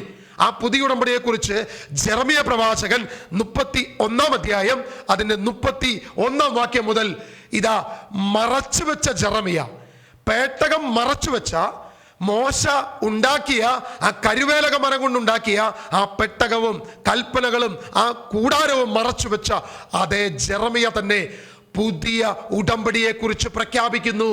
ജെറമിയ 31 നമുക്കൊന്ന് വായിക്കാം. കർത്താവ് അരുളി ചെയ്യുന്നു, ഇസ്രായേൽ ഗോത്രത്തോടും യൂദാ ഗോത്രത്തോടും ഞാൻ ഒരു പുതിയ ഉടമ്പടി ചെയ്യുന്ന ദിവസം ഇതാ വരുന്നു. ഞാൻ അവരെ കൈക്ക് പിടിച്ച് ഈജിപ്തിൽ നിന്ന് കൊണ്ടുവന്ന നാളിൽ അവരുടെ പിതാക്കന്മാരോട് ചെയ്ത ഉടമ്പടി പോലെ ആയിരിക്കുകയില്ല അത്. പഴയ പിതാക്കന്മാരോട് ദൈവം ഉടമ്പടി ചെയ്തു, രക്തം തളിച്ചു, ഉടമ്പടി പെട്ടകത്തുമേൽ തളിച്ചു, ജനത്തിന് മേൽ തളിച്ചു. പക്ഷേ ഇതെല്ലാം ഞങ്ങൾ പാലിക്കാമെന്ന് പറഞ്ഞ അതേ ജനം തന്നെ ഈ ഉടമ്പടി പാലിച്ചില്ല, ഈ ഉടമ്പടി ലംഘിച്ചു എന്നാണ് നമ്മൾ കാണുന്നത്. പഴയ നിയമത്തിൽ ഉടനീളം നമ്മൾ കാണുന്നുണ്ട്, ഇസ്രായേൽ ദൈവത്തിന്റെ ഉടമ്പടിയിൽ നിലനിന്നില്ല, അത് ലംഘിച്ചു. ഇതാ ജെറമിയ പ്രവാചകനിലൂടെ പറയുകയാണ്, നിങ്ങളുടെ പിതാക്കന്മാരോട് ചെയ്ത പോലെയല്ല ഞാൻ ഈ ഉടമ്പടി സ്ഥാപിക്കുന്നത്, ഉടമ്പടി ചെയ്യുന്നത്. അവരാകട്ടെ ഈ ഉടമ്പടി പാലിച്ചില്ല, അവരത് ലംഘിച്ചു. വീണ്ടും താഴോട്ട് നമ്മൾ വചനം വായിക്കുമ്പോൾ, ഞാൻ അവരുടെ കർത്താവായിരുന്നിട്ടും എന്റെ ഉടമ്പടി അവർ ലംഘിച്ചു. ദൈവം അവരുടെ കർത്താവായിരുന്നിട്ടും ഇസ്രായേൽ ജനം അവരുടെ ഉടമ്പടി ലംഘിച്ചു. കർത്താവ് അരുളി ചെയ്യുന്നു, ദൈവം അരുളി ചെയ്യുന്നു, ആ ദിവസം വരുമ്പോൾ ഒരു ദിവസം യേശുക്രിസ്തുവിൽ സ്ഥാപിക്കപ്പെടുന്ന ഇന്ന് നമ്മൾ ആഘോഷിക്കുന്ന ഈ പെസഹ ദിവസം വരുമ്പോൾ, ആ പെസഹ ദിനത്തിൽ മാളിക മുറിയിൽ ദൈവം ഈ ഉടമ്പടി സ്ഥാപിക്കുമെന്ന് ജെറമിയായിലൂടെ പ്രവചിക്കുകയാണ്. ആ ദിവസം വരുമ്പോൾ ഞാൻ ഇസ്രായേലുമായി ചെയ്യുന്ന ഉടമ്പടി ഇതായിരിക്കും. ദൈവജനവുമായി ചെയ്യുന്ന ഉടമ്പടി ഇതായിരിക്കും. ഞാൻ എന്റെ നിയമം അവരുടെ ഉള്ളിൽ നിക്ഷേപിക്കും. ഞാൻ ദൈവത്തിന്റെ നിയമം ഈ ജനത്തിന്റെ ഉള്ളിൽ ഞാൻ നിക്ഷേപിക്കും. അവരുടെ ഹൃദയത്തിൽ എഴുതും. അവരുടെ ഹൃദയ ഫലകങ്ങളിൽ ഞാൻ എഴുതും. ഞാൻ അവരുടെ ദൈവവും അവർ എന്റെ ജനവും ആയിരിക്കും. ഞാൻ അവരുടെ ദൈവവും അവരുടെ ജനവുമായിരിക്കും. പ്രിയമുള്ളവരെ, ഇന്ന് എല്ലാവരും, എല്ലാ ബൈബിൾ പണ്ഡിതന്മാരും ഒരുപോലെ പറയുന്ന കാര്യമുണ്ട്, പുതിയ നിയമ ഇസ്രായേൽ നമ്മളാണ്, ക്രിസ്ത്യാനികളാണ്, ക്രിസ്തുവിന്റെ അനുയായികളാണ് പുതിയ നിയമ ഇസ്രായേൽ എന്ന് ഒരു തർക്കവുമില്ലാതെ എല്ലാവരും പറയുന്ന കാര്യമാണ്. നമ്മളൊന്ന് പരിശോധിച്ച് നോക്കിയേ. അപ്പം നമ്മളുമായിട്ടാണ് ദൈവം ഈ ഉടമ്പടി ചെയ്തത്. മത്തായി, മർക്കോസ്, ലൂക്കോസ് പുതിയ ഉടമ്പടിയെക്കുറിച്ച് 3 സുവിശേഷകരും പുതിയ ഉടമ്പടി സ്ഥാപനത്തെക്കുറിച്ച് മാളിക മുറിയിൽ പെസഹ തിരുനാളിൻ്റെ അന്ന് ഇത് എൻ്റെ ശരീരമാകുന്നു, ഇത് എൻ്റെ രക്തമാകുന്നു എന്ന് പറഞ്ഞ് ഈ ഉടമ്പടിയുടെ സ്ഥാപനത്തെക്കുറിച്ച് കൃത്യമായി ദൈവത്തിൻ്റെ വചനത്തിൽ എഴുതപ്പെട്ടിരിക്കുക. ഇതിനെക്കുറിച്ച് 2 കൊരിന്തോസ് അതിൻ്റെ 3 അധ്യായം 3 വാക്യം പറയുകയാണ്. 2 കൊരിന്തോസ്, അപ്പോസ്തലനായ പൗലോസ് 2 കൊരിന്തോസ് 3 അധ്യായം 3 വാക്യം. അവിടെ ഇങ്ങനെയാണ് നമ്മൾ വചനത്തിൽ വായിക്കുന്നത്, മഷി കൊണ്ടല്ല, ജീവിക്കുന്ന ദൈവത്തിന്റെ ആത്മാവ് കൊണ്ട്, കൽപ്പനകളിലല്ല, മനുഷ്യരുടെ ഹൃദയ ഫലകങ്ങളിൽ ഞങ്ങളുടെ ശുശ്രൂഷ വഴി എഴുതപ്പെട്ട ക്രിസ്തുവിന്റെ ലിഖിതമാണ് നിങ്ങൾ എന്ന് വ്യക്തമാണ്. അപ്പോസ്തലൻ പറയുകയാണ്, യഹൂദ സമൂഹത്തിന്റെയോ വിജാതിക സമൂഹത്തിന്റെയോ കൊരിന്ത്യയിലുള്ളവരിലെയോ എല്ലാവരുടെയും ഉള്ളിൽ ദൈവം നിക്ഷേപിച്ചത് അത് മഷി കൊണ്ടല്ല, പിന്നെ എങ്ങനെയാണെന്ന് പറയുകയാണ്, മഷി കൊണ്ടല്ല, ജീവിക്കുന്ന ദൈവത്തിന്റെ ആത്മാവ് കൊണ്ട്, ജീവിക്കുന്ന ദൈവത്തിന്റെ ആത്മാവ് കൊണ്ട്, കൽപ്പലകളിലല്ല, അത് കൽപ്പലകകളിലല്ല. മോശയ്ക്ക് കൽപ്പലയിലാണ് കൊടുത്തെങ്കിൽ ഇതാ ഹൃദയ ഫലകങ്ങളിൽ ഞങ്ങളുടെ ശുശ്രൂഷ വഴി, ക്രിസ്തുവിന്റെ ശുശ്രൂഷ വഴി എഴുതപ്പെട്ട ക്രിസ്തുവിന്റെ ലിഖിതമാണ്, എഴുതപ്പെട്ട യേശു ക്രിസ്തുവിന്റെ ലിഖിതമാണ് നിങ്ങൾ എന്ന് വ്യക്തമാണ്. നിങ്ങളെന്ന് ഇസ്രായേൽ ജനത്തെ, ഇതാ കൊരിന്തിയിലെ ജനത്തെ നോക്കിയിട്ട് അപ്പോസ്തലൻ പറയുക, നിങ്ങളുടെ ഹൃദയ ഫലങ്ങളിൽ ദൈവത്തിന്റെ ആത്മാവ് മുഖേന കൽപ്പനകൾ എഴുതിയിരിക്കുക. പഴയ ഉടമ്പടി വെറും കൽപ്പലകകളിലാണ് എഴുതിയിട്ടുണ്ടെങ്കിൽ പുതിയ ഉടമ്പടി നമ്മുടെ ഹൃദയ ഫലകങ്ങളിൽ എഴുതിയിരിക്കുന്നു. പൗലോസ് അപ്പോസ്തലൻ പറയുകയാണ്, നിങ്ങളുടെ ഹൃദയ ഫലകങ്ങളിൽ ഇതാ ദൈവത്തിന്റെ ആത്മാവ് കൊണ്ട്, മഷി കൊണ്ടല്ല, ദൈവത്തിന്റെ ആത്മാവ് കൊണ്ട് സുവിശേഷമാകുന്ന ആ പുതിയ ഉടമ്പടി സ്ഥാപിക്കപ്പെട്ടിരിക്കുക. വീണ്ടും അതേ പൗലോസ് അപ്പോസ്തലൻ തന്നെ 2 കൊരിന്തി അതിന്റെ 3-ാം അധ്യായം അതിന്റെ 16-ാം വാക്യം നമ്മൾ ഇങ്ങനെ വായിക്കുന്നത്, നിങ്ങൾ ദൈവത്തിന്റെ ആലയമാണെന്നും ആ ദൈവത്തിന്റെ ആലയം നിങ്ങളുടെ ശരീരമാകുന്നു എന്നും നിങ്ങൾ തിരിച്ചറിയുന്നില്ലേ? അപ്പോൾ അപ്പോസ്തലൻ ഉദ്ദേശിക്കുന്നത് ഇന്ന് ദൈവവചനം സ്ഥിതി ചെയ്യുന്ന ആ സമാഗമന കൂടാരം നമ്മൾ ഓരോരുത്തരുമാണ്. ഈ ശരീരമാകുന്ന ആലയത്തിന്റെ അകത്ത്, ഈ ഹൃദയത്തിന്റെ ഉള്ളിൽ ഇതാ ദൈവത്തിന്റെ കൽപ്പന ഇരിക്കുന്നു, ഇതാ അഹറോന്റെ തളിർത്ത വടി ഇരിക്കുന്നു, ഇതാ മന്ന ഇരിക്കുന്നു. ഇത് മൂന്നും ഇന്ന് ഇരിക്കേണ്ടത് മനുഷ്യന്റെ ഉള്ളിലാണ്, ഹൃദയഫലകങ്ങളില്ല. അതാണ് ദൈവവചനത്തിൽ പുതിയ നിയമത്തിന്റെ അടിസ്ഥാനത്തിൽ അപ്പോസ്തലൻ ഉദ്ദേശിക്കുന്നത്. അതാണ് 2 കൊരിന്തി അതിന്റെ 3-ാം അധ്യായം 3-ാം വാക്യം വായിച്ചത്. ഹൃദയഫലകങ്ങളിൽ ഇത് എഴുതിയിരിക്കുന്നു. അത് തന്നെയാണ് 1 കൊരിന്തോസ് അതിന്റെ 3-ാം അധ്യായം 16-ാം വാക്യം നമ്മൾ വായിക്കുന്നത്, നിങ്ങൾ ദൈവത്തിന്റെ ആലയമാണ് എന്ന് കൂടെ നമ്മൾ വായിച്ചു വെക്കുന്നത്. ഇതേ പൗലോസ് അപ്പോസ്തലൻ തന്നെ 3 സുവിശേഷങ്ങളിലുള്ള ആ പുതിയ ഉടമ്പടിയുടെ സ്ഥാപനത്തെക്കുറിച്ച് 1 കൊരിന്തോസ് 11-ാം അധ്യായം 23 മുതൽ വാക്യങ്ങൾ നമ്മൾ വായിക്കുമ്പോൾ അപ്പോസ്തലൻ ഈ ഒരു വിഷയം വളരെ വ്യക്തമായി ദൈവജനത്തോട് പറയുന്നത് നമ്മൾ വചനത്തിൽ വായിക്കുന്നുണ്ട്. നമുക്കൊന്ന് വായിക്കാം. 11-ന്റെ 23 മുതൽ. കർത്താവിൽ നിന്ന് എനിക്ക് ലഭിച്ചതും, അപ്പോസ്തലൻ പറയുകയാണ്, ഇത് എൻ്റെ ചിന്തയല്ല, ഇത് കർത്താവിൽ നിന്ന് എനിക്ക് ലഭിച്ച കാര്യമാണ്. ഞാൻ നിങ്ങളെ ഭരമേൽപ്പിച്ചതുമായ കാര്യം ഇതാണ്. ഞാൻ നിങ്ങളെ ഭരമേൽപ്പിച്ചതുമായ കാര്യം ഇതാണ്. ശ്രദ്ധിക്കുക, പൗലോസ് അപ്പോസ്തലൻ കൃപയെ കുറിച്ച് പറയുന്ന ആളാണ്. പ്രവൃത്തിയാലല്ല, കൃപയാലാണ് നിങ്ങൾ രക്ഷിക്കപ്പെടുന്നത്. പ്രവൃത്തി മൂലമല്ല, നിങ്ങളുടെ എന്തെങ്കിലും നേർച്ച കാഴ്ചകളോ ഏതെങ്കിലും ഒരു പ്രവൃത്തിയോ കൂടെയല്ല നിങ്ങൾക്ക് രക്ഷ നൽകുന്നത് എന്ന് പഠിപ്പിക്കുന്ന പൗലോസ് അപ്പോസ്തലൻ തന്നെ പറയുകയാണ്, കർത്താവിൽ നിന്ന് എനിക്ക് ലഭിച്ചതും. ഈ കാര്യത്തിൽ നിന്നും ഒഴിവ് കഴിവില്ല. വീണ്ടും പറയുകയാണ്, ഞാൻ നിങ്ങളെ ഭരമേൽപ്പിക്കുന്നു, ഞാൻ നിങ്ങളെ ഏൽപ്പിക്കുക, നിങ്ങൾ ഇത് ചെയ്യണമെന്ന് പറഞ്ഞ് ഭരമേൽപ്പിക്കുക. താഴോട്ട് വായിക്കുമ്പോൾ, കർത്താവായ യേശു താൻ ഒറ്റക്കെടുക്കപ്പെട്ട രാത്രിയിൽ അപ്പം എടുത്ത് കൃതജ്ഞത അർപ്പിച്ചതിന് ശേഷം അത് മുറിച്ചുകൊണ്ട് അരുളി ചെയ്തു, ഇത് നിങ്ങൾക്ക് വേണ്ടിയുള്ള എൻ്റെ ശരീരമാണ്. യേശു ക്രിസ്തു പുതിയ ഉടമ്പടിയുടെ സ്ഥാപനത്തിൽ പറഞ്ഞ അതേ വാക്യങ്ങൾ തന്നെ അപ്പോസ്തലൻ എടുത്തു വെച്ച് പറയുകയാണ്, ഇതാ അപ്പം മുറിച്ചുകൊണ്ട് അരുളി ചെയ്തു, ഇത് നിങ്ങൾക്ക് വേണ്ടിയുള്ള എൻ്റെ ശരീരമാണ്, എൻ്റെ ഓർമ്മയ്ക്കായി നിങ്ങൾ ഇത് ചെയ്യുവിൻ. ഇത് വെറും ഒരു ആചരണം മാത്രമാണ് എന്ന് പറയുന്നവർ പൗലോസ് അപ്പോസ്തലൻ ഇവിടെ പറഞ്ഞിരിക്കുന്ന വിഷയങ്ങളുടെ ഗൗരവം മനസ്സിലാക്കാറില്ല എന്നുള്ളതാണ് സത്യം. കാരണം ഇവിടെ അപ്പോസ്തലൻ വളരെ വ്യക്തമായിട്ട് പറയുന്നു, ഇത് നിങ്ങൾക്ക് വേണ്ടിയുള്ള എൻ്റെ ശരീരമാണ്, എൻ്റെ ഓർമ്മയ്ക്കായി നിങ്ങളിത് ചെയ്യുവിൻ. യേശു പറഞ്ഞത് ആത്മീയ അർത്ഥത്തിൽ മാത്രം മനസ്സിലാക്കിയാൽ മതി എന്ന് പറയുന്ന വ്യക്തി പൗലോസ് അപ്പോസ്തലൻ ആത്മീയ അർത്ഥത്തിൽ തന്നെയാണോ ഇത് പറയുന്നത്? കാരണം ആത്മീയ അർത്ഥത്തിലാണ് പറയുന്നതെങ്കിൽ പൗലോസ് അപ്പോസ്തലൻ അവിടെ താഴെ പറയണമായിരുന്നു, ഇത് ആത്മീയ അർത്ഥത്തിലാണ് മനസ്സിലാക്കേണ്ടത്. കാരണം അപ്പോസ്തലൻ അത് വ്യാഖ്യാനിക്കുകയാണല്ലോ ചെയ്യുന്നത്. അപ്പോസ്തലനാണല്ലോ ആദ്യത്തെ വ്യാഖ്യാതാവ്. പക്ഷേ അപ്പോസ്തലൻ ഒരിക്കലും ഇത് ആത്മീയ അർത്ഥത്തിൽ വ്യാഖ്യാനിച്ച് കാണുന്നില്ല. പകരം ഇത് എൻ്റെ ശരീരമാണെന്ന് യേശു പറഞ്ഞു എന്നുള്ളതാണ് അവിടെ വചനത്തിൽ കാണുന്നത്. വീണ്ടും താഴോട്ട് നമ്മൾ വായിക്കുമ്പോൾ, എൻ്റെ ഓർമ്മയ്ക്കായി നിങ്ങൾ ഇത് ചെയ്യുവിൻ. ഇത് ഇങ്ങനെ എഴുതപ്പെട്ടിരിക്കുന്നു എന്നല്ല അപ്പോസ്തലൻ പറഞ്ഞത്, കർത്താവ് ഭരമേൽപ്പിച്ച കാര്യമാണെന്ന് പറഞ്ഞതുകൊണ്ട് ഇത് ജനത്തെ ഭരമേൽപ്പിക്കുകയാണ്. വീണ്ടും താഴോട്ട് നമ്മൾ വായിക്കുമ്പോൾ, അപ്രകാരം തന്നെ അത്താഴത്തിന് ശേഷം പാനപാത്രം എടുത്ത് അരുളി ചെയ്തു, ഇത് എൻ്റെ രക്തത്തിലുള്ള പുതിയ ഉടമ്പടിയാണ്. അതായത് യേശു പറഞ്ഞ വാക്ക് തന്നെ ഇതാ പൗലോസ് അപ്പോസ്തലൻ പറയുകയാണ്. ഇങ്ങനെയാണ് യേശു പറഞ്ഞത്, ഇത് എൻ്റെ രക്തത്തിലുള്ള പുതിയ ഉടമ്പടിയാണ്. താഴോട്ട് നമ്മൾ വായിക്കുമ്പോൾ, നിങ്ങൾ ഇത് പാനം ചെയ്യുമ്പോഴെല്ലാം എൻ്റെ ഓർമ്മയ്ക്കായി ചെയ്യുവിൻ. എൻ്റെ ഓർമ്മയ്ക്കായി ഇത് നിങ്ങൾ ചെയ്യണം. അപ്പോൾ ഓർമ്മ ആചരിക്കാൻ നിങ്ങൾ ഇത് ചെയ്യണം. ഇത് ചെയ്തേ പറ്റൂ. ഇത് ചെയ്യുന്നത് ഒരു പ്രവൃത്തിയാണ്. ഈ പ്രവൃത്തി നടക്കണമെന്ന് പൗലോസ് അപ്പോസ്തലൻ പറയുകയാണ്. അപ്പോസ്തലൻ കൃപയെക്കുറിച്ച് ഏറ്റവും കൂടുതൽ എഴുതിയിരിക്കുന്ന വ്യക്തിയാണ്. കൃപയാലാണ് നമ്മൾ രക്ഷിക്കപ്പെടുന്നത്, കൃപയാലാണ് നമ്മൾ രക്ഷിക്കപ്പെടുന്നത് എന്ന് പറയുന്ന അപ്പോസ്തലൻ താഴോട്ട് പറയുമ്പോൾ ഇതിന് കുറച്ചുകൂടെ ആഴം കൊടുക്കുകയാണ്. അടുത്ത വാക്യം നമ്മളൊന്ന് വായിക്കുമ്പോൾ, നിങ്ങൾ ഈ അപ്പം ഭക്ഷിക്കുകയും ഈ പാത്രത്തിൽ നിന്ന് പാനം ചെയ്യുകയും ചെയ്യുമ്പോഴെല്ലാം കർത്താവിന്റെ മരണം അവന്റെ പ്രത്യാഗമനം വരെ പ്രഖ്യാപിക്കുകയാണ് ചെയ്യുന്നത്. നിങ്ങൾ ഇതൊരു പ്രഖ്യാപനം, ഒരു പ്രവൃത്തി തന്നെയാണ് ചെയ്യുന്നത്. ആ പ്രവൃത്തി എന്താണ്? കർത്താവിന്റെ മരണം മുതൽ അവന്റെ പ്രത്യാഗമനം വരെ നിങ്ങൾ പ്രഖ്യാപിക്കുകയാണ് ചെയ്യുന്നത്. എന്നാൽ മത്തായും മർക്കോസും ലൂക്കോസും 3 സുവിശേഷകർ, ഇതിൽ മത്തായി ക്രിസ്തുവിന്റെ കൂടെ നടന്ന വ്യക്തിയാണ്. മർക്കോസും ലൂക്കോസും നമുക്ക് മനസ്സിലാക്കാം യേശുവിന്റെ കൂടെ നടന്ന വ്യക്തിയല്ല, ശിഷ്യന്മാരല്ല, ഡയറക്റ്റ് 12 ശിഷ്യന്മാരിൽ പെടുന്ന വ്യക്തിയല്ല.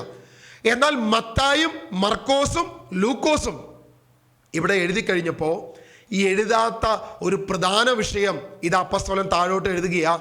ഇത് എങ്ങനെ പാലിക്കണം, എങ്ങനെ ചെയ്യണമെന്നുകൂടി, അതിൻ്റെ പശ്ചാത്തലം എങ്ങനെയായിരിക്കണം, എങ്ങനെയാണിത് പ്രവർത്തിക്കേണ്ടത് എന്നുകൂടെ അപ്പസ്തോലൻ എഴുതി വെക്കുക. അതാണ് 27 മുതൽ നമ്മൾ വാക്യം വായിക്കുമ്പോൾ, തന്മൂലം ആരെങ്കിലും അയോഗ്യതയോടെ കർത്താവിന്റെ അപ്പം ഭക്ഷിക്കുകയും പാത്രത്തിൽ നിന്ന് പാനം ചെയ്യുകയും ചെയ്താൽ അവൻ കർത്താവിന്റെ ശരീരത്തിനും രക്തത്തിനും എതിരെ തെറ്റ് ചെയ്യുന്നു. നിങ്ങളൊന്ന് ചിന്തിച്ചു നോക്കിയേ. യേശുക്രിസ്തു ഈ പറഞ്ഞ കാര്യത്തിന്റെ ആഴം പൗലോസ് അപ്പോസ്തലൻ പറയുകയാണ്. ആരെങ്കിലും ഈ പ്രവൃത്തി ചെയ്യുമ്പോൾ ഇങ്ങനെയാണ് ചെയ്യുന്നതെങ്കിൽ അത് കർത്താവിന്റെ ശരീരത്തിനും രക്തത്തിനും എതിരായിട്ടാണ് ചെയ്യുന്നത്. എങ്ങനെ? അപ്പം ഭക്ഷിക്കുകയും പാത്രത്തിൽ നിന്ന് പാനം ചെയ്യുകയും ചെയ്യുമ്പോൾ അയോഗ്യതയുണ്ടെങ്കിൽ, എന്താണ് ആ അയോഗ്യത? ആ അയോഗ്യതയെ കുറിച്ച് പറയുകയാണ്. ശരീരത്തിനും രക്തത്തിനും എതിരാണ് ഈ അയോഗ്യത വരുന്നത്. 2 കാര്യങ്ങൾ അവിടെ വ്യക്തമായിട്ട് പറയുകയാണ്.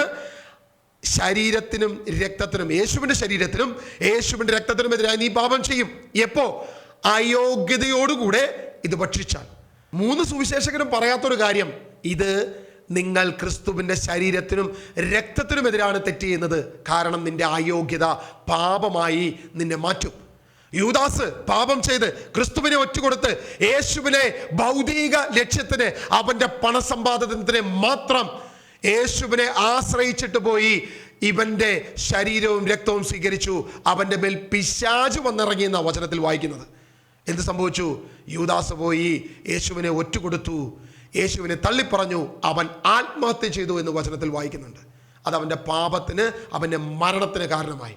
വീണ്ടും അപ്പസ്തോലന്റെ അടുത്ത വാക്യം 28-ാം വാക്യം നമ്മൾ വായിക്കുമ്പോൾ, അതിനാൽ ഓരോരുത്തരും ആത്മശോധന ചെയ്തതിനു ശേഷം ഈ അപ്പം ഭക്ഷിക്കുകയും പാത്രത്തിൽ നിന്ന് പാനം ചെയ്യുകയും ചെയ്യട്ടെ. ഇവിടെ ആത്മീയ അർത്ഥം മാത്രമാണ് ഉദ്ദേശിച്ചതെങ്കിൽ ഈ ഒരൊറ്റ വാക്യത്തമ്മ പൗലോസ് അവസാനിപ്പിച്ചേനെ. കാരണം അതിനാൽ ഓരോരുത്തരും ആത്മശോധന ചെയ്തതിന് ശേഷം ഈ അപ്പം ഭക്ഷിക്കുകയും പാത്രത്തിൽ നിന്ന് പാനം ചെയ്യുകയും ചെയ്യട്ടെ. പക്ഷേ അതുകൊണ്ട് ആ വാക്യം അവസാനിക്കുന്നില്ല. ശരീരത്തെ വിവേചിച്ചറിയാതെ ഭക്ഷിക്കുകയും പാനം ചെയ്യുകയും ചെയ്യുന്നവൻ തൻ്റെ തന്നെ ശിക്ഷാവിധിയാണ് ഭക്ഷിക്കുകയും പാനം ചെയ്യുകയും ചെയ്യും. പൗലോസ് അപ്പോസ്തലൻ പറയുകയാണ്, ആത്മശോധന വേണം, ശരീരവിശുദ്ധിയും വേണം. 2 പ്രധാനപ്പെട്ട വിഷയം. ആത്മാവിന് മാത്രം മതിയോ? പോരാ. ശരീരത്തെയും നീ ശോധന ചെയ്ത് ആത്മാവിനെയും നീ ശോധന ചെയ്ത് അതിനുശേഷം മാത്രമാണ് യേശുവിൻ്റെ ശരീരത്തിന് അടുത്തോട്ട് നീ പ്രവേശിക്കാൻ പാടുള്ളൂ. യേശുവിൻ്റെ രക്തത്തിന് മുൻപിലേക്ക് നീ പ്രവേശിക്കാൻ പാടുള്ളൂ. ഇത് വെറും ആത്മീയ അർത്ഥത്തിൽ വെറും ഒരു ആചരണത്തിന് വേണ്ടി പറഞ്ഞതല്ല. എൻ്റെ ഉള്ളിൽ ക്രിസ്തുവിൻ്റെ ജീവൻ ഉണ്ടാകേണ്ടതിന് അവൻ്റെ ശരീരവും രക്തവും എന്നിലേക്ക് ഒഴുകണമെന്ന് ദൈവത്തിൻ്റെ കൽപ്പനയാണ്. ദൈവമാണ് ഇത് സ്ഥാപിച്ചത്, ദൈവമാണ് ഇത് നിർമ്മിച്ചത്. അതുകൊണ്ട് ഇത് നിങ്ങൾ ചെയ്യണമെന്ന് പൗലോസ് അപ്പോസ്തലൻ വ്യക്തമായിട്ട് പഠിപ്പിക്കുക. നിന്റെ ശരീരത്തെയും ആത്മാവിനെയും ശോധന ചെയ്തതിന് ശേഷം മാത്രമേ ഇത് ഭക്ഷിക്കുകയും പാനം ചെയ്യുകയും ചെയ്യാൻ പാടുള്ളൂ. എല്ലാ ദിവസവും വിശുദ്ധ കുർബാന സ്വീകരിക്കുന്ന സകല കത്തോലിക്കരോടും എനിക്കിതേ പറയാനുള്ളൂ. പൗലോസ് അപ്പോസ്തലൻ പറഞ്ഞ അതേ ഉപദേശം നിന്റെ ആത്മാവിനെ ശോധന ചെയ്ത് നിന്റെ ശരീരത്തിൻ്റെ വിശുദ്ധിയെ ശോധന ചെയ്ത് ഇത് കഴിച്ചില്ലെങ്കിൽ നിങ്ങളിൽ പലരും രോഗികളും നിങ്ങളിൽ പലരും ദുർബലരും നിങ്ങളിൽ പലരും മരണപ്പെട്ടതിനും കാരണം ഇതാണ്. അയോഗ്യതയോടുകൂടിയുള്ള വിശുദ്ധ കുർബാന സ്വീകരണമാണ് നിന്നെ രോഗിയാക്കി മാറ്റിയത്. ഇന്ന് നമ്മളൊന്ന് തിരുവനന്തപുരത്ത് RCCയിൽ ഒന്ന് പോയി നോക്കി അതിൻ്റെ ലിസ്റ്റ് ഒന്ന് പരിശോധിച്ച് നോക്കുക. ലക്ഷക്കണക്കിന് രോഗികളുടെ ലിസ്റ്റ് പരിശോധിക്കുമ്പോൾ അതിൽ പലതും പത്രോസും യാക്കോബും യോഹന്നാനും ജോസഫും ഇങ്ങനെ ക്രിസ്തീയ പേരുകളായിരിക്കും ഏറ്റവും കൂടുതൽ കാണുന്നത്. എന്തുപറ്റി ക്രിസ്ത്യാനിക്ക്? എന്തുപറ്റി നമ്മൾക്ക്? ജീവന് വേണ്ടി തന്ന കൽപ്പന, ജീവന് വേണ്ടി തന്ന അവൻ്റെ ശരീരരക്തങ്ങൾ ഭക്ഷിക്കുന്നവൻ ഇന്ന് ക്യാൻസർ രോഗിയാ, ഇന്ന് മരണമാ കടന്നു വരുന്നത്. ഇന്ന് രോഗത്തിന് ദുർബലരല്ലാത്ത എത്ര പേരുണ്ട് നമ്മുടെ ഇടവകകളിൽ? ഒരു ഇടവകയിൽ 1000 കുടുംബമുണ്ടെങ്കിൽ അതിൽ 100 പേര് സ്ഥിരം കുർബാനയ്ക്ക് വരുന്നവരുണ്ടെങ്കിൽ അതിൽ 90 പേരും ദുർബലരാ, രോഗികളാ. നമ്മുടെ അയോഗ്യത നമ്മളൊന്ന് പരിശോധിച്ച് നോക്കണം. കാരണം ഇത് ഞാൻ പറഞ്ഞതല്ല, പൗലോസ് അപ്പോസ്തലൻ വ്യക്തമായിട്ട് പറയുക, നിന്റെ അയോഗ്യത, ശരീരത്തെ വിവേചിച്ചറിയാതെ, ആത്മാവിനെ തിരിച്ചറിയാതെ നീ ചെയ്യുന്ന പ്രവൃത്തി, ഭൗതിക ലക്ഷ്യത്തിന് വേണ്ടി നീ യൂദാസ് സ്വീകരിച്ചതുപോലെ നിന്റെ പണസമ്പാദനത്തിന് വേണ്ടി മാത്രം നീ ക്രിസ്തുവിനെ ആശ്രയിച്ച് നീ പോയി ഈ കുർബാന സ്വീകരിക്കുന്നുവെങ്കിൽ ദൈവവചനം വ്യക്തമായിട്ട് പറയുക, അത് നിന്റെ മരണത്തിന്റെ കാരണമാണ്, അത് നിന്റെ രോഗത്തിന് കാരണമാ, അത് നിന്റെ കഷ്ടത്തിന് കാരണമാകുമെന്ന് ദൈവത്തിന്റെ വചനം പറയുക. അപ്പസ്തോല പ്രവൃത്തിയിൽ പൗലോസ് ഇത് പ്രവർത്തിക്കുന്നത് നമ്മൾ വായിക്കുന്നുണ്ട്. അപ്പസ്തോലന്മാര് അപ്പം നുറുക്കുന്നതായിട്ട് നമ്മൾ വചനത്തിൽ വായിക്കുന്നുണ്ട്. അനുദിനം അവർ ഭവനങ്ങളിൽ കൂടി അപ്പം നുറുക്കി എന്ന് ദൈവവചനത്തിൽ നമ്മൾ വായിക്കുന്നുണ്ട്. അപ്പൊ അപ്പസ്തോലന്മാരുടെ പ്രവൃത്തിയായിരുന്നു. പൗലോസ് അപ്പസ്തോലൻ ഇത് പ്രവർത്തിച്ചിരുന്നു, ചെയ്തിരുന്നു എന്നതിനും ദൈവവചനത്തിൽ നമുക്ക് തെളിവുണ്ട്. ഇനി 1 കൊരിന്തോസ് ഇതിന്റെ 11-ാം അധ്യായം അപ്പസ്തോലൻ എഴുതുന്ന കാലഘട്ടം യേശുവിന്റെ ക്രൂശ് മരണത്തിനും ഏകദേശം 20 വർഷമെങ്കിലും കഴിഞ്ഞതിന് ശേഷമാണ് അപ്പസ്തോലൻ ഇത് എഴുതുന്നത്. അപ്പോഴും അപ്പസ്തോലന് ഇതേ ബോധ്യം തന്നെയാണ്, ഇത് യേശുവിന്റെ ശരീരവും ഇത് യേശുവിന്റെ രക്തവും തന്നെയാണെന്ന് വിശ്വസിക്കുക. ഇന്ന് കേരളത്തിലും പുറത്തും ഈ 2000-ൽ ഈ 21-ാം നൂറ്റാണ്ടിലുള്ള പലരും വിശ്വസിക്കുന്നത് ഇത് യേശുവിന്റെ ശരീരമല്ല, ഇത് യേശുവിന്റെ രക്തവുമല്ല, ഇത് വെറും ഒരു അപ്പം മാത്രമാണ്, ഇത് വെറും ഒരു ഓർമ്മയാചരണം മാത്രമാണ്, ഇതിന് യാതൊരുവിധ പ്രാധാന്യവുമില്ല. എന്നാൽ അപ്പസ്തോലന്മാരോ ആദിമ പിതാക്കന്മാരോ സഭയുടെ ശ്രേഷ്ഠന്മാരോ മൂപ്പന്മാരോ ഒരിക്കലും ഇങ്ങനെയല്ല പ്രവർത്തിച്ചിരുന്നത്. ചരിത്രം പരിശോധിക്കുന്ന, നിഷ്പക്ഷമായി ഒരു കത്തോലിക്ക കണ്ണാടിയില്ലാതെ, ഒരു കണ്ണാടിയും ഇല്ലാതെ പരിശോധിക്കുന്ന ഏതൊരു വ്യക്തിക്കും സത്യം തിരിച്ചറിയാൻ സാധിക്കും. ആദിമസഭ വളരെ വിശുദ്ധമായി ഇത് ആചരിച്ചിരുന്നു. നമ്മൾ ആദിമസഭയുടെ പുസ്തകങ്ങൾ വായിക്കുമ്പോൾ നമുക്ക് കാണാൻ സാധിക്കുന്ന ഒരു കാര്യമുണ്ട്. പാപം ചെയ്തൊരു വ്യക്തിയെ 7 വർഷം ഈ വിശുദ്ധ കൂദാശയിൽ നിന്നും വിലക്കിയിരുന്നു. അന്ത്യത്താഴത്തിലേക്ക് കടന്നു പോകുന്ന വിശ്വാസികളുടെ മുൻപിൽ നിന്ന് കേണപേക്ഷിച്ച് എൻ്റെ പാപത്തിന് ദൈവത്തോട് മാപ്പപേക്ഷിക്കണമേ എന്ന് പറയുന്ന വിശ്വാസികളെ നമുക്ക് കാണാൻ സാധിക്കും. അത്രത്തോളം വിശുദ്ധമായിട്ടാണ് പാപികളെ ഇതിൻ്റെ അകത്ത് പ്രവേശിപ്പിക്കാതെ പുറത്തു നിർത്തി നിലവിളിച്ച് ദൈവത്തോട് കരയാൻ മാത്രം അനുവദിച്ചിരുന്ന ഒരു ആദിമ സഭാ പിതാക്കന്മാരെ നമുക്ക് കാണാൻ സാധിക്കും. ഇന്ന് ഇതിന് യാതൊരു പ്രാധാന്യമില്ലാതെ വലിച്ചെറിയുന്ന ക്രിസ്തീയ നാമധാരികളോട് ഞാൻ ചോദിക്കുക, നിങ്ങൾക്ക് ആര് നൽകി ഈ പാരമ്പര്യം? നിങ്ങളോട് ആര് പറഞ്ഞു ഇതിന് പ്രാധാന്യമില്ലെന്ന്? നിങ്ങളോട് ആര് പറഞ്ഞു ഇത് വെറുമൊരു ആചരണം മാത്രമാണ്, നിങ്ങൾക്ക് യാതൊരുവിധ ഉപകാരമില്ലെന്ന് വിശുദ്ധ ബൈബിൾ നിങ്ങളെ പഠിപ്പിച്ചിട്ടുണ്ടോ? ഇത് വെറും ഒരു ഭൗതികമായ ആചരണം മാത്രമാണെങ്കിൽ എങ്ങനെ ഇത് മരണത്തിന് കാരണമാകും? എങ്ങനെ ഇത് ശിക്ഷാവിധിക്ക് കാരണമാകും? എങ്ങനെ ഇത് നിന്റെ ദുർബലതയ്ക്ക് കാരണമാകും എന്ന് പറയാൻ നിങ്ങൾക്ക് കഴിയണം. എങ്കിലേ നിങ്ങൾക്ക് മനസ്സിലാക്കാൻ പറ്റത്തുള്ളൂ എന്താണ് ഈ ശരീരരക്തങ്ങളുടെ പ്രാധാന്യമെന്ന് ദൈവം കൽപ്പിച്ചതെന്ന് നമുക്ക് മനസ്സിലാക്കാൻ സാധിക്കത്തുള്ളൂ. ഈ ഒരു വിഷയത്തെക്കുറിച്ച് യോഹന്നാൻ തന്റെ സുവിശേഷം 6-ാം അധ്യായത്തിൽ വളരെ വിശുദ്ധമായി തന്നെ ദൈവത്തിന്റെ വചനത്തിൽ പറയുന്നുണ്ട്. യോഹന്നാന്റെ സുവിശേഷം 6-ാം അധ്യായം അതിന്റെ 48-ാം വാക്യം മുതൽ നമുക്കത് വായിക്കാം. ഞാനാണ് ജീവന്റെ അപ്പം. നിങ്ങളുടെ പിതാക്കന്മാർ മരുഭൂമിയിൽ വെച്ച് മന്ന ഭക്ഷിച്ചു, എങ്കിലും അവർ മരിച്ചു. ഇതാകട്ടെ മനുഷ്യൻ ഭക്ഷിക്കുന്നതിന് വേണ്ടി സ്വർഗത്തിൽ നിന്ന് ഇറങ്ങിയ അപ്പമാണ്. ഇത് ഭക്ഷിക്കുന്നവൻ മരിക്കുകയില്ല. ഇവിടെ യേശു പറഞ്ഞ വാക്യങ്ങളാ. നമുക്ക് അപ്പസ്തോലൻ പറഞ്ഞു, സുവിശേഷകർ പറഞ്ഞു, ഇവരെല്ലാം പറഞ്ഞതിനേക്കാൾ കൂടുതൽ ആഴത്തിൽ ഇതാ യേശു തന്നെ പറഞ്ഞിരിക്കുകയാണ്. സത്യം സത്യമായി ഞാൻ നിങ്ങളോട് പറയുന്നു, വിശ്വസിക്കുന്നവന് നിത്യജീവനുണ്ട്. അപ്പൊ വിശ്വാസമാണ് എല്ലാത്തിൻ്റെയും ആധാരമെന്ന് യേശു പറഞ്ഞിട്ട് തൊട്ടടുത്ത വാക്യത്തിൽ പറയുകയാണ്, ഞാൻ ജീവന്റെ അപ്പമാണ്. ഞാനാണ് ജീവന്റെ അപ്പം. അപ്പോ നിനക്ക് വിശ്വാസമുണ്ടെങ്കിൽ നീ പ്രവർത്തിക്കേണ്ട ഒരു പ്രവൃത്തിയെ കുറിച്ച്, അതായത് പൗലോസ് അപ്പോസ്തലൻ പറയുകയാണ്, വിശ്വാസം മാത്രം മതി, രക്ഷ പ്രാപിക്കും. വിശ്വാസമാണ് രക്ഷയുടെ ആധാരം എന്ന് പറയുമ്പോൾ ആ വിശ്വാസത്തിന്റെ അനുസരണമാകുന്ന ഒരു പ്രവൃത്തി കൂടെ അതിനെ താഴോട്ട് പറയുകയാണ്.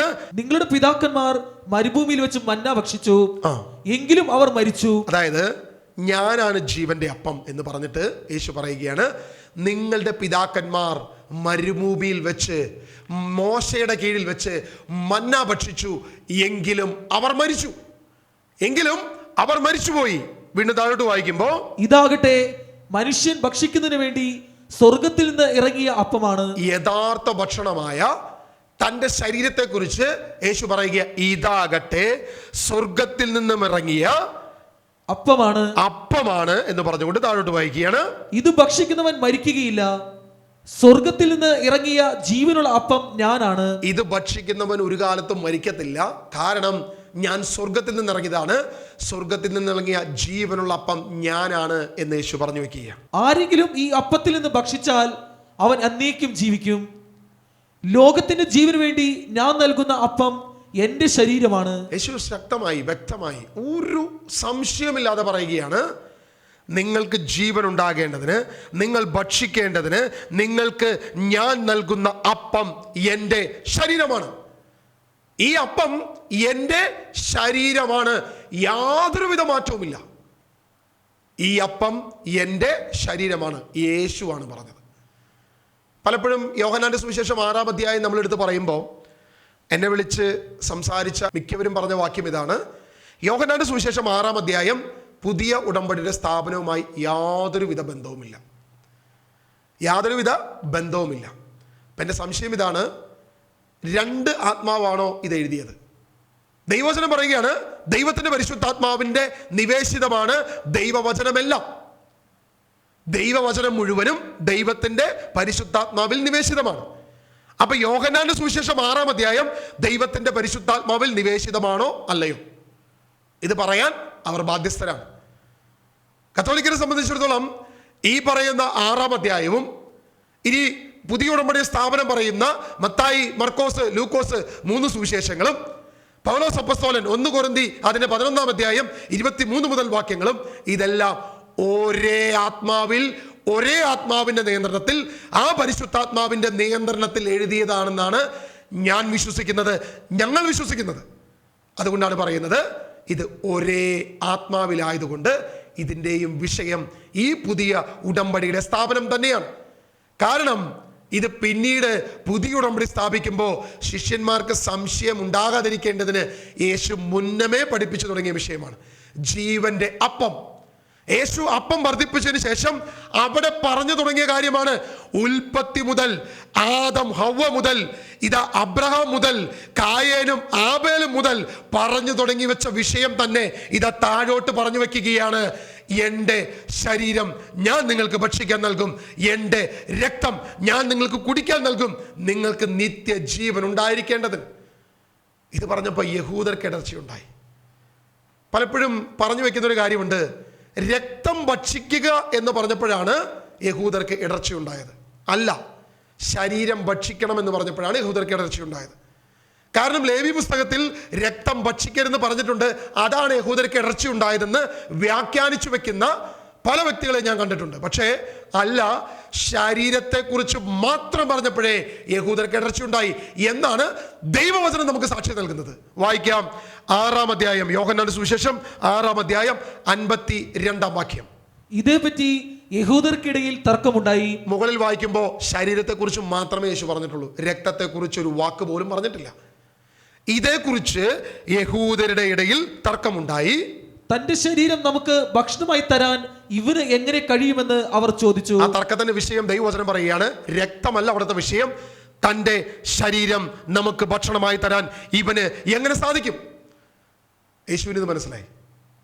ഇവർക്ക് ഇടർച്ച ഉണ്ടായെന്നും ഇവർക്കത് സ്വീകരിക്കാൻ കഴിയില്ലെന്നും യേശുവിന് മനസ്സിലായി. 53-ാം വാക്യം വായിക്കുമ്പോൾ യേശു പറഞ്ഞു, സത്യം സത്യമായി ഞാൻ നിങ്ങളോട് പറയുന്നു. ഇതേ അധ്യായത്തിൽ 2-ാമത്തെ പ്രാവശ്യം ഉപയോഗിക്കുന്നത് സത്യം സത്യമായി, അതായത് മാറ്റമില്ല, ഇനി അത് മാറത്തില്ല. ദൈവം നുണ പറയത്തില്ല, അവൻ സത്യവാനാ, അവന്റെ സത്യം സത്യമായി ഞാൻ നിങ്ങളോട് പറയുന്നു. നിങ്ങൾ മനുഷ്യപുത്രന്റെ ശരീരം ഭക്ഷിക്കുകയും അവന്റെ രക്തം പാനം ചെയ്യുകയും ചെയ്യുന്നില്ലെങ്കിൽ നിങ്ങൾക്ക് ജീവൻ ഉണ്ടായിരിക്കുകയില്ല. ഇത് മെറ്റഫോറിക് ആയിട്ടാണോ പറഞ്ഞത് യേശു? അതായത് ഉപമയായിട്ടാണോ പറഞ്ഞത്? മറ്റൊന്നിനെ സാദൃശ്യപ്പെടുത്തിയിട്ടാണോ പറഞ്ഞത്? ആദ്യത്തെ സാദൃശ്യം ശരീരത്തെക്കുറിച്ച് മാത്രമേ യേശു പറഞ്ഞിട്ടുള്ളൂ. അത് പറഞ്ഞപ്പോഴേ യഹൂദന് ഇടർച്ചയുണ്ടായി. യഹൂദന് ഇടർച്ച ഉണ്ടായി കഴിഞ്ഞപ്പോൾ ഇതാ യേശു എടുത്ത് പറയുകയാണ്, മക്കളെ, ശരീരം മാത്രം നീ ഭക്ഷിച്ചാൽ പോരാ മക്കളെ, നിന്റെ ഇടർച്ച കുറച്ചുകൂടി ഒന്ന് കൂട്ടാൻ വേണ്ടി യേശു പറയുക, ശരീരവും രക്തവും പാനം ചെയ്യുന്നില്ലെങ്കിൽ നിങ്ങൾക്ക് ജീവൻ ഉണ്ടായിരിക്കത്തില്ല. യേശു വ്യക്തമായിട്ട് പറയുകയാണ്, നിന്റെ ഇടർച്ച എത്രത്തോളം ഭീമമായാലും, അത് എത്ര വലുതായാലും ഞാനത് ഒരു സ്റ്റെപ്പ് കൂടി കൂട്ടാൻ പോവുകയാണ് യേശു പറയുന്നത്. ആദ്യം പറയുമ്പോൾ യഹൂദനെ സംബന്ധിച്ചിടത്തോളം ഇവൻ്റെ പച്ച മാംസം നമുക്ക് എങ്ങനെ ഭക്ഷിക്കാൻ പറ്റും? ഇവൻ്റെ ശരീരം നമുക്ക് എങ്ങനെ ഭക്ഷിക്കാൻ പറ്റും? അത് വലിയ ഇടർച്ച ഉണ്ടാക്കും, വലിയ പ്രശ്നമാണ്. ഈ ഒരു പ്രശ്നം ഇവിടെ ഉള്ളൂ. പക്ഷേ ഇടർച്ചയുണ്ടായി യഹൂദരോട് അവരുടെ ഇടർച്ചയുടെ ആഴം കൂട്ടുകയാണ് യേശു ചെയ്തത്, അല്ലാതെ ആഴം കുറയ്ക്കാൻ യേശു ശ്രമിച്ചില്ല. യേശു എന്താ പറഞ്ഞത്?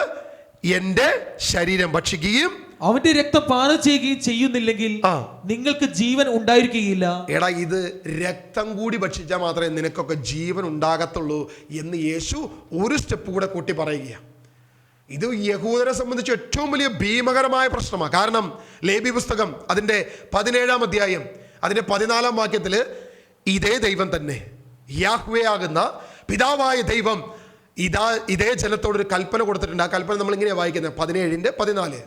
എന്തെന്നാൽ എല്ലാ ജീവികളുടെയും ജീവൻ അവയുടെ രക്തത്തിലാണ്. സകല ജീവികളുടെയും ജീവൻ അവയുടെ രക്തത്തിലാണ് ഇരിക്കുന്നത്. ഒരു ജീവിയുടെയും രക്തം ഭക്ഷിക്കരുതെന്ന് ഞാൻ ഇസ്രായേൽ ജനത്തോട് പറഞ്ഞിരിക്കുന്നതും അതുകൊണ്ട് തന്നെ. ഇസ്രായേൽ ജനമേ, നീ ഒരു ജീവിയുടെ രക്തവും ഭക്ഷിക്കരുത്. കാരണം ആ ജീവൻ ഇരിക്കുന്നത്, ആ മൃഗത്തിന്റെ ജീവൻ ഇരിക്കുന്നത് ആ രക്തത്തിലാണ്.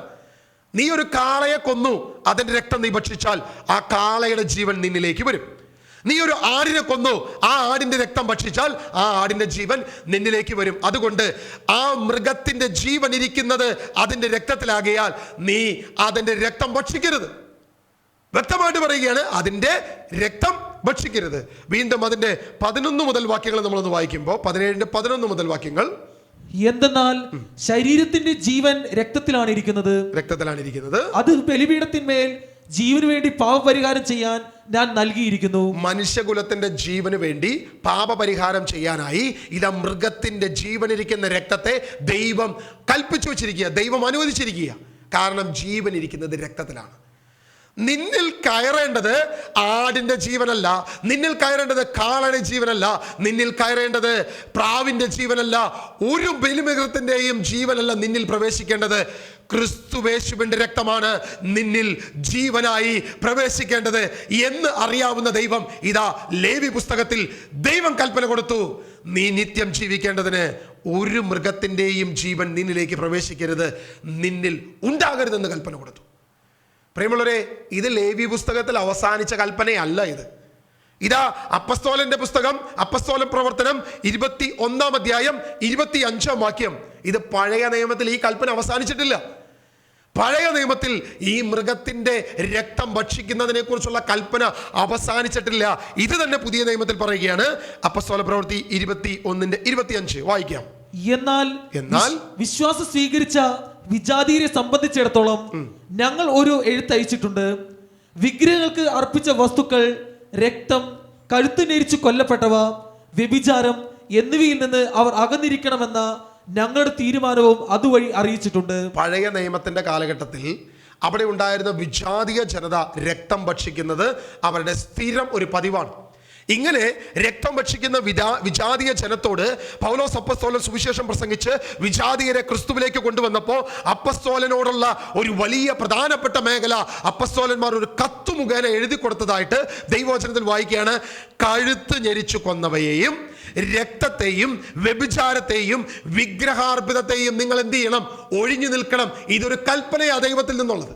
ഇത് പുതിയ ഉടമ്പടിയിലും പുതിയ നിയമത്തിലും ഇതേ കൽപ്പന തന്നെയാണ്. കാരണം മൃഗത്തിന്റെ ജീവനല്ല നിന്നിലേക്ക് പ്രവേശിക്കേണ്ടത്, ജീവനുള്ള ദൈവത്തിന്റെ സ്വർഗത്തിൽ നിന്നും ഇറങ്ങിയ ജീവനുള്ള അപ്പമാകുന്ന ക്രിസ്തുവിന്റെ രക്തം എനിക്ക് വേണ്ടി പാപപരിഹാര ബലിയായി, എനിക്ക് വേണ്ടി മറുവിലയായി അർപ്പിക്കപ്പെട്ട ക്രിസ്തുവിന്റെ രക്തം അത് എന്നിലേക്ക് ഒഴുകണം. അതെൻ്റെ ഹൃദയഫലകങ്ങളിലേക്ക്, എൻ്റെ ഉള്ളിലേക്ക് വരണമെന്ന് ദൈവം ആഗ്രഹിക്കുക. അതുകൊണ്ടാണ് കർത്താവ് പറഞ്ഞത്, എൻ്റെ രക്തം നിങ്ങൾ പാനം ചെയ്യണം, എൻ്റെ ശരീരം ഭക്ഷിക്കണം. എൻ്റെ ശരീരം ഭക്ഷിക്കുന്നില്ലെങ്കിൽ, എൻ്റെ രക്തം പാനം ചെയ്യുന്നില്ലെങ്കിൽ നീയുമായി യാതൊരുവിധ ബന്ധം എനിക്കുണ്ടാകത്തില്ല. നീ നിത്യജീവൻ ആഗ്രഹിക്കുന്നുവെങ്കിൽ അവൻ്റെ ശരീരം ഭക്ഷിക്കണം, അവൻ്റെ രക്തം പാനം ചെയ്യണമെന്ന് ദൈവത്തിൻ്റെ വചനം നമ്മളോട് കൽപ്പിച്ചിരിക്കുക. ഈ ഒരു വിഷയത്തെക്കുറിച്ച് ഇന്ന് പലർക്കും മനസ്സിലാകുന്നില്ല.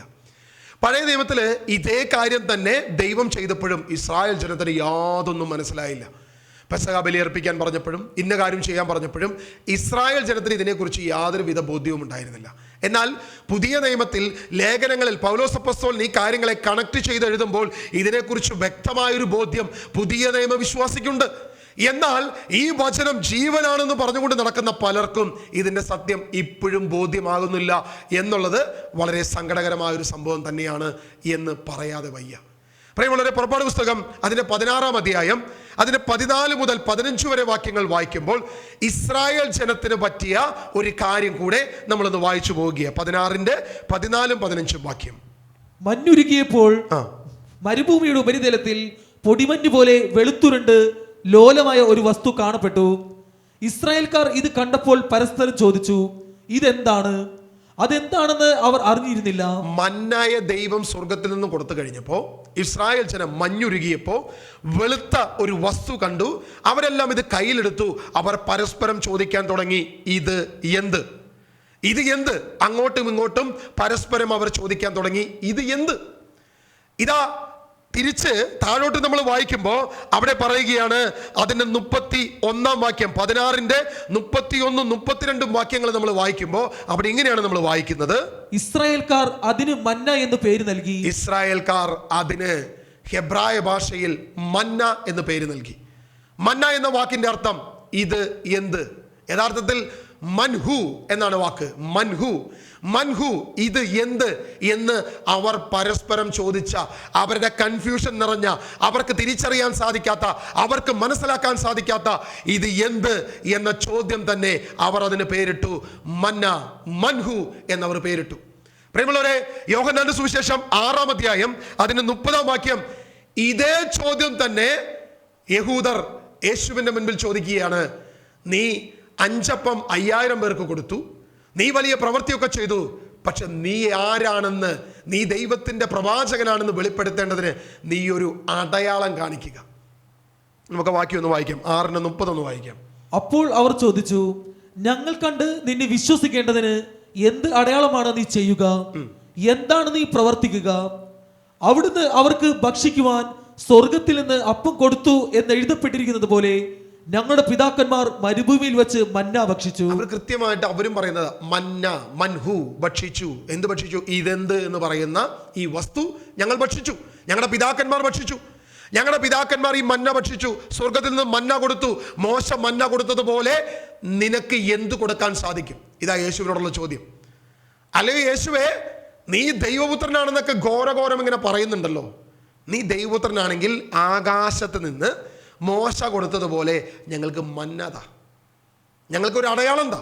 ഇതാ യേശുവിനോട് പറയുന്നത്. യേശു അതിന് മറുപടിയായിട്ട് താഴോട്ട് പറയുന്ന വാക്യങ്ങൾ നമ്മളൊന്ന് വായിച്ചു കഴിഞ്ഞാൽ, യേശു മറുപടി പറഞ്ഞു, സത്യം സത്യമായി ഞാൻ നിങ്ങളോട് പറയുന്നു, മോശയല്ല നിങ്ങൾക്ക് സ്വർഗത്തിൽ നിന്ന് അപ്പം തന്നത്, എന്റെ പിതാവാണ് സ്വർഗത്തിൽ നിന്ന് നിങ്ങൾക്ക് യഥാർത്ഥമായ അപ്പം തരുന്നത്. നിങ്ങൾക്ക് യഥാർത്ഥമായ അപ്പം നൽകുന്നത് അത് സ്വർഗത്തിൽ നിന്നാണ്. പക്ഷെ അത് മോശയല്ല തന്നത്, എൻ്റെ പിതാവാണ് തന്നത്. ആ പിതാവ് തന്നത് മന്നയാണെങ്കിൽ ഇതാ ഞാൻ തരാൻ പോകുന്നത് എൻ്റെ ശരീരം തന്നെയാണ്.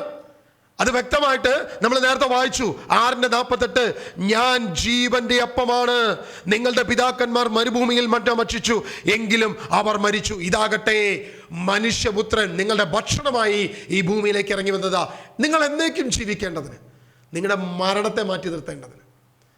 യഹൂദരെ സംബന്ധിച്ച് ഇത് കൺഫ്യൂഷനായി, ഇത് വലിയ പ്രശ്നം ഉണ്ടാക്കി. കാരണം യേശുവിൻ്റെ ശരീരം, യേശുവിൻ്റെ രക്തം, ഇത് ഭക്ഷിക്കാൻ പറ്റുമോ? പ്രിയമുള്ളവരെ, ക്രിസ്ത്യാനിക്കും ഇന്ന് ഈ സംശയമാണ്. ക്രിസ്ത്യാനി എന്ന് വിളിക്കപ്പെടുന്ന നാമധേയ ക്രിസ്ത്യാനിക്കും ഇന്ന് പലർക്കും ഇതേ കാര്യത്തിൽ സംശയമാണ്. നമ്മൾ ഭക്ഷിക്കുന്ന യേശുവിൻ്റെ ശരീരമാണോ, യേശുവിൻ്റെ രക്തമാണോ? എന്താണ് നമ്മൾ ഭക്ഷിക്കുന്നത്? നമ്മൾ ഭക്ഷിക്കുമ്പോഴും നമ്മുടെ നാവിലുള്ള ചുക എന്താണ്? ആർക്കെങ്കിലും രക്തത്തിൻ്റെ ചുക ഇന്ന് വരെ കിട്ടിയിട്ടുണ്ടോ?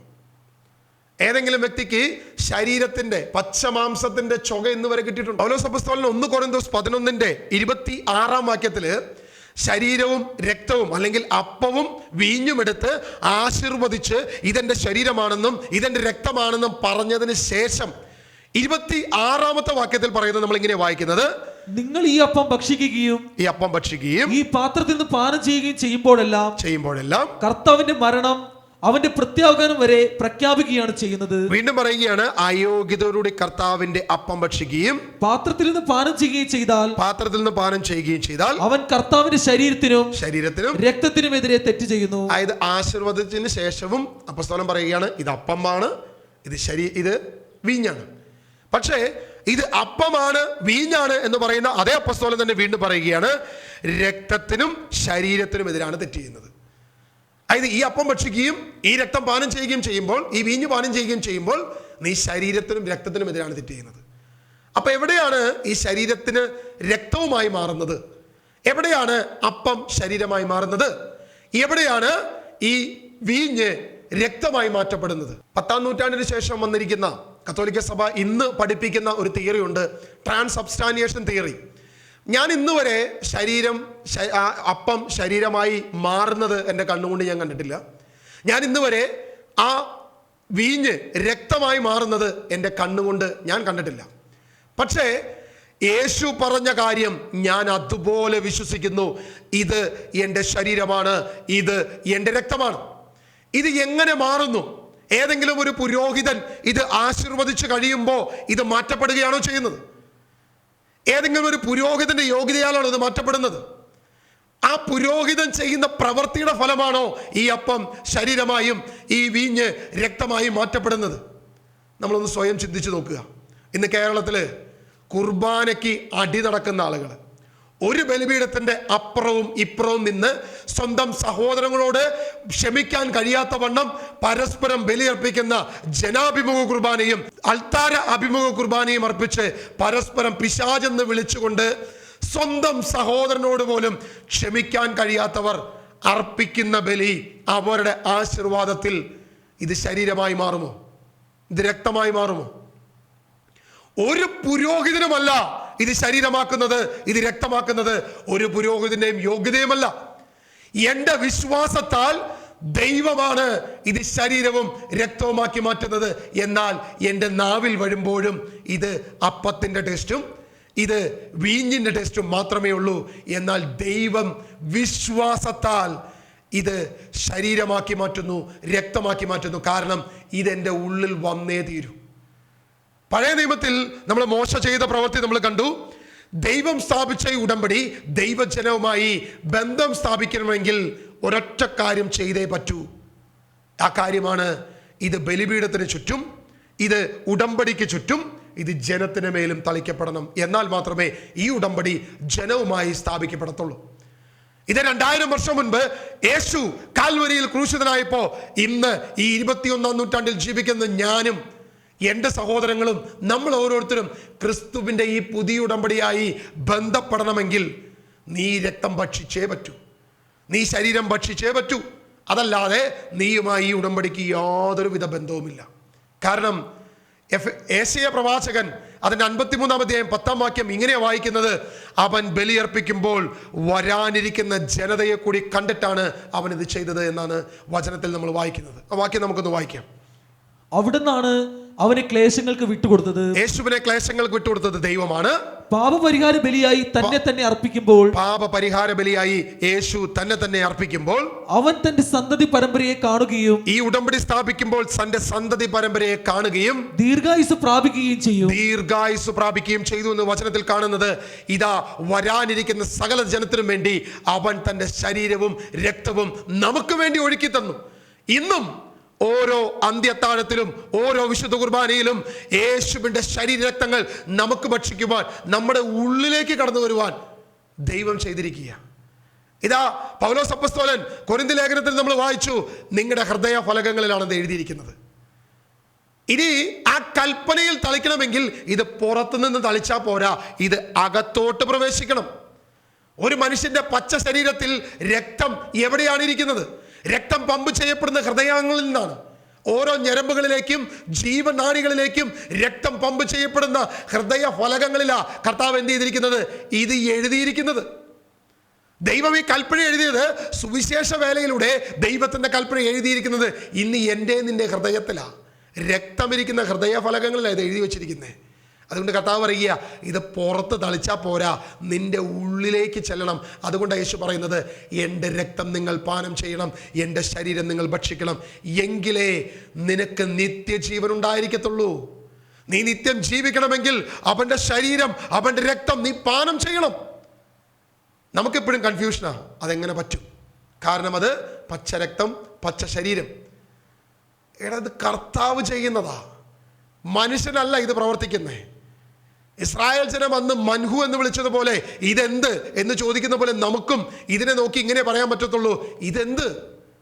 നമുക്കത് സ്വീകരിക്കാൻ പറ്റത്തില്ല. ഉൾക്കൊള്ളാൻ കഴിയാത്ത മനുഷ്യന്റെ മനസ്സിന്, മനുഷ്യന്റെ ചിന്തയ്ക്ക് ആശ്ചര്യമായൊരു പ്രവൃത്തിയാണ് ഇത്. ഉൾക്കൊള്ളാൻ സാധിക്കത്തില്ല. സ്ത്രീയിൽ നിന്ന്, കന്യകയിൽ നിന്ന് ഗർഭം ധരിച്ച് നിനക്ക് ഉൾക്കൊള്ളാൻ സാധിക്കുന്നുണ്ടോ? ദൈവത്തിന് അതിന് പറ്റൂ? ദൈവത്തിന് അത് സാധിക്കുമോ? കന്യകയിൽ നിന്ന് ഒരു മനുഷ്യനായി ദൈവത്തിന് ഈ ഭൂമിയിൽ വരാൻ പറ്റിയത് നിനക്ക് ഉൾക്കൊള്ളാൻ സാധിക്കുന്നുണ്ടോ? അത് ഉൾക്കൊള്ളാൻ സാധിക്കുന്നുണ്ടെങ്കിൽ ഇതും ഉൾക്കൊണ്ടേ പറ്റൂ. ദൈവം, സർവസൃഷ്ട പ്രപഞ്ചാതായ ദൈവം ഒരു മനുഷ്യനായി ഈ ഭൂമിയിൽ വന്നു എന്നുള്ളത് നിനക്ക് ഉൾക്കൊള്ളാൻ സാധിക്കുന്നുണ്ടോ? അതും മനുഷ്യ മനസ്സിന് എങ്ങനെ ഉൾക്കൊള്ളാൻ പറ്റും? നിന്റെ ഫിലോസഫിക്ക് എങ്ങനെ പറ്റും? അത് പറ്റുന്നില്ലെങ്കിൽ, അത് പറ്റുന്നുണ്ടെങ്കിൽ ഇതും ഉൾക്കൊണ്ടേ പറ്റൂ. കാരണം മൻഹു, ഇതെന്ത് എന്ന് ചോദിച്ച ഇസ്രായേൽ ജനത്തെ പോലെ ഇതിൻ്റെ മുൻപിൽ നീ മുഖം തിരിച്ചു പോകരുത്.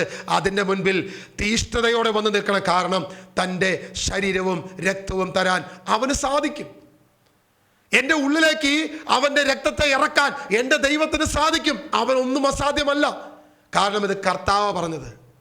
യോഹന്നാന്റെ സുവിശേഷം 6-ാം അധ്യായം അതിൻ്റെ 61-ാം വാക്യം മുതൽ നമ്മൾ വായിക്കുമ്പോൾ, തന്റെ ശിഷ്യന്മാർ പിറുപിറുക്കുന്നു എന്ന് മനസ്സിലാക്കി യേശു അവരോട് ചോദിച്ചു, ഇത് നിങ്ങൾക്ക് ഇടർച്ച വരുത്തുന്നുവോ? അങ്ങനെയെങ്കിൽ മനുഷ്യപുത്രൻ ആദ്യം ആയിരുന്നിടത്തേക്ക് ആരോപണം ചെയ്യുന്നത് നിങ്ങൾ കണ്ടാലോ? അതായത് വ്യക്തമായിട്ട്, അതായത് യേശു ആദ്യത്തെ ഇടർച്ചയിൽ തന്നെ യഹൂദന്മാരുടെ സംശയത്തിന് മറുപടി കൊടുത്തു. ശരീരം മാത്രമല്ല മക്കളെ, രക്തവും നിങ്ങൾ സ്വീകരിക്കണമെന്ന് പറഞ്ഞു. വീണ്ടും 60-ാം വാക്യത്തിൽ ഇത് കേട്ട് അവന്റെ ശിഷ്യന്മാർ പലരും പറഞ്ഞു, ഈ വചനം കഠിനമാണ്, ഇത് ശ്രവിക്കാൻ ആർക്ക് സാധിക്കും? തൻ്റെ ശിഷ്യന്മാർ പിറുപിറുക്കുന്നു എന്ന് മനസ്സിലാക്കിയ യേശു അവരോട് ചോദിച്ചു, നിങ്ങൾക്ക് ഇടർച്ച വരുന്നുവോ? നിങ്ങൾക്കിത് സ്വീകരിക്കാൻ പറ്റാതിരിക്കുന്നുവോ? വീണ്ടും അതിന്റെ 63-ാം വാക്യം വായിക്കുമ്പോൾ, ആത്മാവാണ് ജീവൻ നൽകുന്നത്, ആത്മാവാണ് ജീവൻ നൽകുന്നത്, ശരീരം ഒന്നിനും ഉപകരിക്കുന്നില്ല, ശരീരം ഒന്നിനും ഉപകരിക്കുന്നില്ല എന്നാണ് ഇവിടെ വചനത്തിൽ പറയുന്നത്. ഒരുപക്ഷെ ഈ ടോക്കിൻ്റെ ആദ്യം കേട്ടിരിക്കുന്ന എല്ലാ പെന്തക്കോസ്തക്കാരും വിചാരിക്കുന്നുണ്ടാവും, ഞാൻ ഈ 6-ന്റെ 63 വായിക്കാത്തൊരു വ്യക്തിയായിരിക്കാം, അതുകൊണ്ടായിരിക്കാം ഈ കൊച്ചുമകൻ ഈ മണ്ടത്തരമൊക്കെ വിളിച്ചു പറയുന്നത് എന്നൊരു മണ്ടൻ ചിന്താഗതി ഒരുപക്ഷെ നിങ്ങളിൽ ആർക്കെങ്കിലും വന്നിട്ടുണ്ടെങ്കിൽ, അല്ല, 6-ന്റെ 63 വ്യക്തമായി വായിച്ച് മനസ്സിലാക്കിയ വ്യക്തി ആയതുകൊണ്ടാണ് ഈ വചനം തുടക്കം മുതൽ ഒടുക്കം വരെ ഇങ്ങനെ പോകുന്നത്. 6-ന്റെ 63 പറയുകയാണ്, ആത്മാവാണ് ജീവൻ നൽകുന്നത്, ആത്മാവാണ് ജീവൻ നൽകുന്നത്, ശരീരം ഒന്നിനും ഉപകരിക്കുന്നില്ല. പെന്തക്കോസ്ത് വ്യാഖ്യാനം എങ്ങനെയാണ് ഈ വചനം പറഞ്ഞിരിക്കുന്നത്? ആത്മാവാണ് ജീവൻ നൽകുന്നത്. യേശു തന്റെ ശരീരത്തെ കുറിച്ച് പറയുകയാണ്, ആത്മാവാണ് ജീവൻ നൽകുന്നത്, ശരീരം ഒന്നിനും ഉപകരിക്കുന്നില്ല. അതായത് നീ പച്ച മാംസം കഴിച്ചുകൊണ്ട് നിനക്കൊന്നും സംഭവിക്കാൻ പോകുന്നില്ല. യേശു തന്റെ ശരീരം തിന്നാൻ തന്നിട്ടില്ല. ആ ശരീരം നീ കഴിച്ചുകൊണ്ട് നിനക്ക് യാതൊരുവിധ മാറ്റവും സംഭവിക്കാൻ പോകുന്നില്ല. അതുകൊണ്ട് യേശു എന്ത് പറഞ്ഞു? ശരീരം ഒന്നിനും ഉപകരിക്കുന്നില്ല. എനിക്ക് നിങ്ങളോട് ചോദിക്കാനുള്ള 5 പ്രധാനപ്പെട്ട ക്വസ്റ്റ്യൻസാണ്. ഒന്ന്, ശരീരം എനിക്ക് ഉപകരിച്ചിട്ടില്ല എന്ന് യേശു പറഞ്ഞത് യേശുവിൻ്റെ ശരീരത്തെക്കുറിച്ചാണെങ്കിൽ ഇത് പറയുന്നത് യേശുവിൻ്റെ കാൽവരി ക്രൂശിന് മുൻപാണ്. അപ്പോൾ കാൽവരി ക്രൂശിൽ അർപ്പിക്കപ്പെട്ടത് യേശുവിൻ്റെ ശരീരമാണോ ആത്മാവാണോ? യേശുവിൻ്റെ ശരീരമാണ് അവൻ അർപ്പിച്ചതെങ്കിൽ ഉറപ്പ് ആ ശരീരം എനിക്ക് യോഗ്യമാണ് എന്ന് പറയണം. ആ ശരീരം എനിക്ക് ഉപകാരപ്പെട്ടു എന്ന് പറയേണ്ടി വരും. അപ്പൊ ശരീരം എനിക്കൊന്നും ഉപകാരപ്പെട്ടില്ല എന്ന് യേശു തന്റെ കാൽവരി ക്രൂശിന് മുമ്പ് പറഞ്ഞിട്ടുണ്ടെങ്കിൽ അത് യേശുവിന്റെ ശരീരത്തെക്കുറിച്ചല്ല, മറ്റെന്തോ ആണ് അവിടുത്തെ ആശയം. 2, രക്തം എനിക്ക് മറുവിലയായി കൊടുത്തുവെന്ന് യേശു തന്റെ വചനത്തിൽ പറയുന്നു. അപ്പോ ആ ശരീരത്തിലുള്ള രക്തം എനിക്ക് ഉപകാരപ്പെട്ടിട്ടില്ല എന്നാണ് നീ പറയുന്നതെങ്കിൽ അത് യേശുവിൻ്റെ ശരീരമാണ്, ശരീരം ഒന്നിനും ഉപകരിക്കുന്നില്ല എന്ന് പറഞ്ഞത് യേശുവിൻ്റെ ശരീരമാണെങ്കിൽ നീ പറയണം എനിക്ക് മറുവിലയായി യേശു രക്തം കൊടുത്തിട്ടില്ല എന്ന് പറയണം. 3, 1 പത്രോസ് അതിന്റെ 4-ാം അധ്യായം 6-ാം വാക്യത്തിൽ ദൈവവചനം വ്യക്തമായിട്ട് പറയുന്നൊരു കാര്യം നമ്മൾ വായിച്ചു കഴിഞ്ഞാൽ അതിങ്ങനെയാണ്, എന്തെന്നാൽ ശരീരത്തിൽ മനുഷ്യരെ പോലെ വിധിക്കപ്പെട്ടെങ്കിലും ആത്മാവിൽ ദൈവത്തെ പോലെ ജീവിക്കുന്നതിന് വേണ്ടിയാണ് മരിച്ചവരോട് പോലും സുവിശേഷം പ്രസംഗിക്കപ്പെട്ടത്. ദൈവവചനം പറയുകയാണ് ശരീരത്തിലാണ് അവൻ പീഡയേറ്റത്. അപ്പൊ യേശു ശരീരത്തിലേറ്റ പീഡ നിനക്ക് ഉപകാരമാണോ അല്ലയോ എന്ന് നീ പറയേണ്ടി വരും. 4-ന്റെ 1-ാം വാക്യം ഒന്ന് വായിക്കാമോ ബ്രദറെ? ശരീരത്തിൽ പീഡനമേറ്റ ക്രിസ്തുവിന്റെ മനോഭാവം നിങ്ങൾക്ക് ആയുധമായിരിക്കട്ടെ. 1 പത്രോസ് 3:18 വായിക്കുമ്പോൾ, എന്തുകൊണ്ടെന്നാൽ ക്രിസ്തു തന്നെയും പാപങ്ങൾക്ക് വേണ്ടി ഒരിക്കൽ മരിച്ചു, അത് നീതിരഹിതർക്ക് വേണ്ടിയുള്ള നീതിമാന്റെ മരണമായിരുന്നു. ശരീരത്തിൽ മരിച്ച് ആത്മാവിൽ ജീവൻ പ്രാപിച്ചുകൊണ്ട് നിങ്ങളെ ദൈവസന്നിധിയിൽ എത്തിക്കുന്നതിന് വേണ്ടിയായിരുന്നു അത്. ക്രിസ്തു ശരീരത്തിൽ മരിച്ചു എന്നാണ് പറയുന്നത്. നിങ്ങൾ വിശ്വസിക്കുന്നത് എന്താണ്? ക്രിസ്തു ശരീരത്തിൽ മരിച്ചു എന്നാണോ? എൻ്റെ പാപപരിഹാരത്തിന് വേണ്ടി ക്രിസ്തു ശരീരത്തിൽ മരിച്ചു എന്നാണോ? ക്രിസ്തു ആത്മാവിൽ മരിച്ചു എന്നാണോ? ചോദ്യം നമ്പർ 4. 5ാമത്തെ ചോദ്യം, ശരീരം ഒന്നിനും ഉപകരിക്കുന്നില്ലെങ്കിൽ യേശു എന്തിന് ശരീരത്തിൽ ഭൂമിയിൽ വന്നു? യേശുവിന് അവിടെ നിന്ന് ഈ കാര്യം ചെയ്യാമായിരുന്നല്ലോ. സ്വർഗത്തിൽ തന്നെ ചെയ്യാൻ പറ്റുന്ന കാര്യമായിരുന്നുവെങ്കിൽ, ശരീരം ഒന്നിനും ഉപകരിക്കുന്നില്ലെങ്കിൽ, ശരീരം നിനക്ക് യാതൊരുവിധ ഉപകാരം ഉണ്ടായില്ലെങ്കിൽ, പിന്നെ എന്തിന് കന്യകയിൽ ഗർഭം ധരിച്ച് യേശു ശരീരത്തിൽ വന്നു എന്ന് നിങ്ങൾ പറയണം? 6:63 പറയുന്നത് യേശു തൻ്റെ ശരീരത്തെക്കുറിച്ചാണോ എന്നുള്ളത് നിങ്ങൾ ചിന്തിക്കണം, നിങ്ങൾ മനസ്സിലാക്കണം. യേശു പറഞ്ഞു, ശരീരം ഒന്നിനും ഉപകരിക്കുന്നില്ല, ആത്മാവാണ് ജീവൻ നൽകുന്നത് എന്ന് പറഞ്ഞത് തൻ്റെ ആ ജഡശരീരത്തെക്കുറിച്ചാണെങ്കിൽ, യേശുവിൻ്റെ ശരീരം എനിക്ക് ഒന്നിനും ഉപകാരപ്പെട്ടില്ല, യേശുവിൻ്റെ ശരീരം കാൽവരിയിൽ എനിക്ക് വേണ്ടി ക്രൂശിതനായിട്ടില്ലെന്ന് നീ പറയേണ്ടി വരും, യേശുവിൻ്റെ ശരീരത്തിലുള്ള രക്തം എനിക്ക് വേണ്ടി മറുവിലയായിട്ടില്ലെന്ന് നീ പറയേണ്ടി വരും, യേശുവിൻ്റെ ശരീരത്തിൽ അവൻ്റെ മരണം, അവൻ്റെ പീഡാസഹനം, കഷ്ടത, വേദന ഇതൊന്നും നിനക്ക് ഉപകാരപ്പെട്ടിട്ടില്ല എന്ന് പറയേണ്ടി വരും. കാരണം യേശു ഈ വാക്യം പറയുന്നത് അവൻ്റെ മരണ ഉദ്ധാനത്തിന് ശേഷമല്ല, 40 ദിവസം ശിഷ്യന്മാരെ പഠിപ്പിച്ചപ്പോഴല്ല അത് പറഞ്ഞത്. യേശു പറഞ്ഞത് അവൻ്റെ പരസ്യ ജീവിതകാലത്ത് യേശു പറയുക, ശരീരം ഒന്നിനും ഉപകരിക്കപ്പെട്ടിട്ടില്ല എന്ന വാക്ക്. ഇത് ക്രിസ്തുവിൻ്റെ ശരീരമാണെങ്കിൽ നീ കാര്യങ്ങളൊന്നും എനിക്ക് ഉപകരിക്കപ്പെട്ടിട്ടില്ല എന്ന് പറയേണ്ടി വരും. അപ്പൊ കാൽവരി കുരിശ് എനിക്ക് അയോഗ്യമാണെന്ന് നീ പറയുന്നില്ലെങ്കിൽ, അവിടെ 6:63 പറയുന്നത് യേശുവിൻ്റെ ശരീരമല്ല എന്ന് നമ്മൾ വിശ്വസിക്കേണ്ടി വരും. ഹല്ലേലൂയ, യേശുവേ ആരാധന. ഹെബ്രായ ലേഖനം 10:10 വാക്യം ഒന്ന് വായിക്കാമോ? ഹെബ്രായ ലേഖനം 10:10 വാക്യം. ആ ഹിതമനുസരിച്ച് യേശുക്രിസ്തുവിന്റെ ശരീരം എന്നേക്കുമായി ഒരിക്കൽ സമർപ്പിക്കപ്പെട്ടത് വഴി, ആ ഹിതമനുസരിച്ച്, ദൈവത്തിന്റെ ഹിതമനുസരിച്ച് യേശുവിന്റെ ശരീരമാണ് ഒരിക്കലായി അർപ്പിക്കപ്പെട്ടത്. അത് ശരീരം എനിക്ക് ഉപകാരപ്പെട്ടു എന്ന് എനിക്ക് പറയാൻ പറ്റത്തുള്ളൂ. അപ്പസ്തോലൻ പറയുകയാണ്, അപ്പസ്തോലൻ ആ ശരീരം ഉപകാരപ്പെട്ടു. കാരണം എന്താ? ആ ഹിതം, ദൈവഹിതം, പിതാവിന്റെ ഹിതം അനുസരിച്ച് ഒരിക്കലായി അവന്റെ ശരീരം അർപ്പിക്കപ്പെട്ടു. 10-ാം അധ്യായം അതിന്റെ 20-ാം വാക്യം വായിക്കുമ്പോൾ വീണ്ടും ഒരു കാര്യം കൂടി അപ്പസ്തോലൻ പറയുകയാണ്, എന്തെന്നാൽ തന്റെ ശരീരമാകുന്ന വിരിയിലൂടെ, ക്രിസ്തുവിന്റെ ശരീരമാകുന്ന വിരിയിലൂടെയാണ് അവൻ നമുക്കായി നവീനവും സജീവവുമായ ദൈവസന്നിധിയിലേക്ക് പ്രവേശിക്കാൻ അവസരം നൽകിയത് അവന്റെ ശരീരമാകുന്ന വിരിയിലൂടെയാണ്. എനിക്ക് ഉപകാരപ്പെട്ടു, അത് യേശുവിന്റെ ശരീരം എനിക്ക് ഉപകാരപ്പെട്ടു. അതുകൊണ്ട് ഞാൻ പറയുക, 6:63 ശരീരം ഒന്നിനും ഉപകരിക്കുന്നില്ല എന്ന് പറഞ്ഞത് അത് യേശുവിന്റെ ശരീരത്തെ കുറിച്ചല്ല. കാരണം ആ ശരീരം എനിക്ക് ഉപകാരപ്പെട്ടു. ദൈവസന്നിധിയിൽ ഇന്ന് നിൽക്കാൻ ദൈവ യോഗ്യത നൽകിയത് ആ ശരീരം കൊണ്ടാ. അവൻ ആ ശരീരത്തിൽ പീഡയേറ്റത് കൊണ്ടാ എനിക്ക് വേണ്ടി അവന്റെ രക്തം പാനം ചെയ്യുവാൻ എനിക്ക് നൽകുന്ന അതേ രക്തം മറുവിലയായി എനിക്ക് വേണ്ടി അർപ്പിക്കപ്പെട്ട ആ യോഗ്യത കർത്താവ് നൽകിയത് അവന്റെ ശരീരത്തിലും രക്തത്തിലുമാണ്. അതുകൊണ്ട് അവൻ്റെ ശരീരം എനിക്ക് ഉപകാരപ്പെട്ടു എന്ന് എനിക്ക് പറയാൻ പറ്റത്തുള്ളൂ. ഈ വാക്യങ്ങളെല്ലാം കൂട്ടിച്ചേർത്ത് നമ്മൾ വായിക്കുമ്പോൾ, കാര്യങ്ങൾ മനസ്സിലാക്കുമ്പോൾ ഇപ്പോഴും നിൽക്കുന്ന 2 കൺഫ്യൂഷനും കൂടിയുണ്ട്. 1, ഇത് കൃപയ്ക്ക് എതിരാകുമോ? 2, ഈ കോലാടുകളുടെയും കാളക്കിടാങ്ങളുടെയും രക്തം തന്നെയാണോ ഇപ്പോഴും നമ്മൾ ഭക്ഷിക്കുന്നത്? ഈ ഒരു മേഖല കൂടി നമ്മളത് പരിശോധിച്ചു പോവുകയാണ്. ഹെബ്രായ ലേഖനം 9:13-14 വാക്യങ്ങൾ നമ്മളൊന്ന് വായിക്കുക. ഹെബ്രായ ലേഖനം 9:13-14 വാക്യം.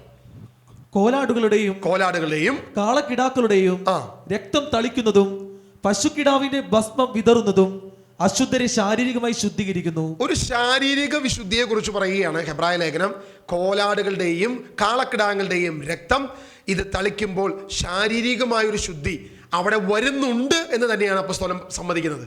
ഇല്ല എന്നല്ല, അവിടെ പ്രായോഗികമായി തന്നെ ഒരു ശാരീരിക ശുദ്ധി കടന്നു വരുന്നു. എന്നിട്ട് ഇതിന്റെ ആഴം പറയുകയാണ് അടുത്ത വാക്യം വായിക്കുമ്പോൾ, എങ്കിൽ നിത്യാത്മാവ് മൂലം കളങ്കമില്ലാതെ, നിന്റെ പ്രവൃത്തി കൊണ്ടല്ല, നീ ചെയ്യുന്നത് കൊണ്ടല്ല, അത് സംഭവിക്കുന്നത് ഞാൻ കഴിക്കുന്ന അപ്പത്തിന്റെയും ഞാൻ കുടിക്കുന്ന ആ വീഞ്ഞിലെയും യേശുവിന്റെ ശരീരവും രക്തവുമായി മാറിക്കൊണ്ട് നിത്യാത്മാവ് മൂലം കളങ്കമില്ലാതെ ദൈവത്തിന് തന്നെ സമർപ്പിച്ച ക്രിസ്തുവിന്റെ രക്തം, ആ യേശു ക്രിസ്തുവിന്റെ രക്തം, ജീവിക്കുന്ന ദൈവത്തെ ശുശ്രൂഷിക്കുവാൻ, കർത്താവിന്റെ ആ ദൈവത്തെ ശുശ്രൂഷിക്കുവാൻ, നമ്മുടെ അന്ധകരണത്തെ, നിന്റെ ഉള്ളിനെയും ആത്മാവിനെയും അന്ധകരണത്തെയും നിർജീവ പ്രവർത്തികളിൽ നിന്ന്, നിന്റെ പാപകരമായ നിർജീവ പ്രവർത്തികളിൽ നിന്ന് എത്രയധികമായി വിശുദ്ധീകരിക്കും എന്ന് തന്നെയാണ് ദൈവത്തിന്റെ വചനം പറയുന്നത്.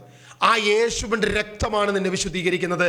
അത് നീയും ഞാനും ഇന്ന് 21-ാം നൂറ്റാണ്ടിൽ ജീവിക്കുന്ന നമ്മളുമായി 2000 വർഷം മുൻപ് കാൽവരിയിൽ ക്രൂശിതനായ ക്രിസ്തുവിന്റെ ബലി യോഗ്യമാകണമെങ്കിൽ ഒരു കാര്യം ചെയ്തേ പറ്റൂ, ആ ശരീര രക്തങ്ങൾ ഭക്ഷിച്ചേ മതിയാകൂ.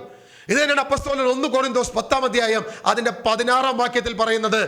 നിങ്ങൾ എന്താണ് ഭക്ഷിക്കുകയും പാനം ചെയ്യുകയും ചെയ്യുന്നതെന്ന് 1 കൊരിന്തോസ് 10-16 വാക്യം ദൈവജനത്തോട് ഇത് അപ്പോസ്തലൻ ഇങ്ങനെ വിളിച്ചു പറയുകയാണ്. നാം ആശീർവദിക്കുന്ന അനുഗ്രഹത്തിന്റെ പാനപാത്രം ക്രിസ്തുവിന്റെ രക്തത്തിലുള്ള ഭാഗഭാഗിത്വമല്ല, അത് ക്രിസ്തുവിന്റെ രക്തമാണ്, രക്തത്തിന്റെ ഭാഗഭാഗിത്വമാണ് എന്ന് പറയുകയാണ്.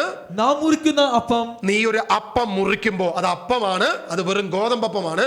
പക്ഷെ അത് മുറിക്കുമ്പോ ക്രിസ്തുവിന്റെ ശരീരത്തിലുള്ള ഭാഗഭാഗിത്വമല്ല. അത് മുറിച്ച് വിശ്വാസത്തോടെ നീ ഭക്ഷിക്കുമ്പോ അത് ക്രിസ്തുവിന്റെ ശരീരത്തിന്റെ ഭാഗഭാഗിത്വമല്ലേ എന്ന് അപ്പോസ്തലൻ ചോദിക്കുക.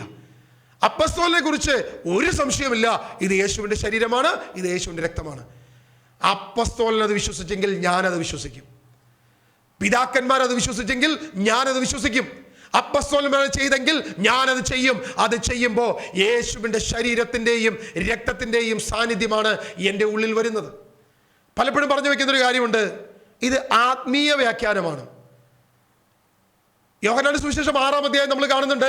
6-1 മുതൽ വാക്യങ്ങൾ നമ്മൾ വായിക്കുമ്പോൾ അതിൽ അനേക വചനങ്ങളിൽ ആത്മീയ വ്യാഖ്യാനമാണെന്ന് വ്യാഖ്യാനിച്ചു വെക്കുന്നവരോട് ഞാൻ ചോദിക്കുന്നതാണ്, ആത്മീയ വ്യാഖ്യാനമാണ് 6-63 എങ്കിൽ ശരീരം ഒന്നിനും ഉപകരിക്കുന്നില്ല എന്നെങ്കിൽ രക്തം ഉപകരിക്കുന്നില്ല എന്ന് യേശു പറഞ്ഞിട്ടില്ല. അവിടെ 2 സാന്നിധ്യം പറഞ്ഞു. 1 എൻ്റെ ശരീരം ഭക്ഷിക്കണം, 2 എൻ്റെ രക്തം പാനം ചെയ്യണം. 2 സാന്നിധ്യത്തിനും ആത്മീയ വ്യാഖ്യാനം വേണം. പക്ഷെ ഒരു സാന്നിധ്യത്തിനെ ആത്മീയ വ്യാഖ്യാനമുള്ളൂ. ശരീരം ഒന്നിനും ഉപകരിക്കുന്നില്ല. ഇടർച്ചയുണ്ടാക്കിയ ശിഷ്യന്മാരോട് ഒരു ആത്മീയ വ്യാഖ്യാനമേ പറഞ്ഞിട്ടുള്ളൂ. അത് യേശുവിൻ്റെ ശരീരമാണെന്ന് വിശ്വസിക്കുന്നില്ല, യേശുവിൻ്റെ ശരീരമല്ല എന്ന് നമ്മൾ മുമ്പ് കണ്ടു. പക്ഷേ ഈ ആത്മീയ വ്യാഖ്യാനമാണെന്ന് പറയുന്നവരോട് എനിക്കുള്ള ചോദ്യം ഇതാണ്, ആത്മീയ വ്യാഖ്യാനമാണെങ്കിൽ ശരീരം ഒന്നിനും ഉപകരിക്കുന്നില്ല, രക്തത്തിൻ്റെ കാര്യം അപ്പോഴവിടെ യേശു പറഞ്ഞിട്ടില്ല. അപ്പം രക്തത്തെ എന്ത് ആത്മീയ വ്യാഖ്യാനമാണ് നമുക്ക് കൊണ്ടുവരാൻ പറ്റുക? ഒരു ആത്മീയ വ്യാഖ്യാനവും നമുക്ക് എന്ത് ചെയ്യാൻ പറ്റത്തില്ല, യോജിപ്പിക്കാൻ പറ്റത്തില്ല. കാരണം യോഹന്നാന്റെ സുവിശേഷത്തിൽ അങ്ങനെ ഒരു സംഭവം നമുക്ക് കാണാനും പറ്റത്തില്ല. ഇനി മറ്റൊരു പ്രശ്നം, അവരെ സംബന്ധിച്ചിടത്തോളം ഏറ്റവും വലിയ ഭീകരമായ പ്രശ്നം ഈ വിഷയത്തിൽ, ഇത് കൃപയ്ക്കെതിരാകത്തില്ലേ? കാരണം ഇതെൻ്റെ പ്രവൃത്തി കൊണ്ട് രക്ഷ വരുന്നു എന്നല്ലേ നമ്മൾ പറഞ്ഞു വരുന്നത്. കാരണം എൻ്റെ പ്രവൃത്തിയാണല്ലോ അവിടെ കടന്നു വരുന്നത്. യഥാർത്ഥത്തിൽ എഫേസ്യ ലേഖനം അതിൻ്റെ 2-ാം അധ്യായം 8-ാം വാക്യം എന്താണ് നമ്മളോട് ഈ പറയുന്ന കൃപയെക്കുറിച്ച് പഠിപ്പിച്ച, നിന്റെ പ്രവൃത്തിയാലല്ല കൃപയാലല്ലോ നീ രക്ഷിക്കപ്പെടുന്നെന്ന് പറഞ്ഞ അതേ അപ്പോസ്തലൻ തന്നെ പറഞ്ഞ എഫേസ്യർ 2:8 നമുക്കൊന്ന് വായിക്കാം. വിശ്വാസം വഴി കൃപയാലാണ് നിങ്ങൾ രക്ഷിക്കപ്പെട്ടത്. അത് നിങ്ങൾ നേടിയെടുത്തതല്ല, ദൈവത്തിന്റെ ദാനമാണ്. അത് പ്രവൃത്തിയുടെ ഫലമല്ല. തന്മൂലം അതിൽ ആരും അഹങ്കരിക്കേണ്ടതില്ല. നാം ദൈവത്തിന്റെ കരവേലയാണ്. നിങ്ങൾ ശ്രദ്ധിച്ചേ, വിശ്വാസം വഴി കൃപയാലല്ലോ, അത് സൗജന്യമാണല്ലോ, നിന്റെ പ്രവൃത്തിയുടെ ഫലമല്ലല്ലോ എന്നാണ് അപ്പോസ്തലൻ പറഞ്ഞിരിക്കുന്നത്. ഇവിടെ ആ അപ്പം, ഈ പറയുന്ന വീഞ്ഞ് എൻ്റെ വിശ്വാസത്താലാണ് അത് ശരീരവും രക്തവുമായി കൃപയാൽ ദാനമായി അതെന്നിലേക്ക് ഒഴുകുന്നത്. അതെൻ്റെ കഴിവല്ല, എൻ്റെ യാതൊരുവിധ കഴിവും അതിൻ്റെ അകത്തില്ല, എൻ്റെ യാതൊരുവിധ പ്രവൃത്തിയുടെ ഫലവുമല്ല. കാരണം ഇത് എപ്പോ ശരീരമാകുന്നു, എങ്ങനെ രക്തമാകുന്നു, എൻ്റെ കഴിവല്ല, ദാനമാണ്, എൻ്റെ പ്രവൃത്തിയല്ല, കൃപയാണ്, ദൈവത്തിൻ്റെ ദാനമായി അത് സംഭവിക്കുന്നത്.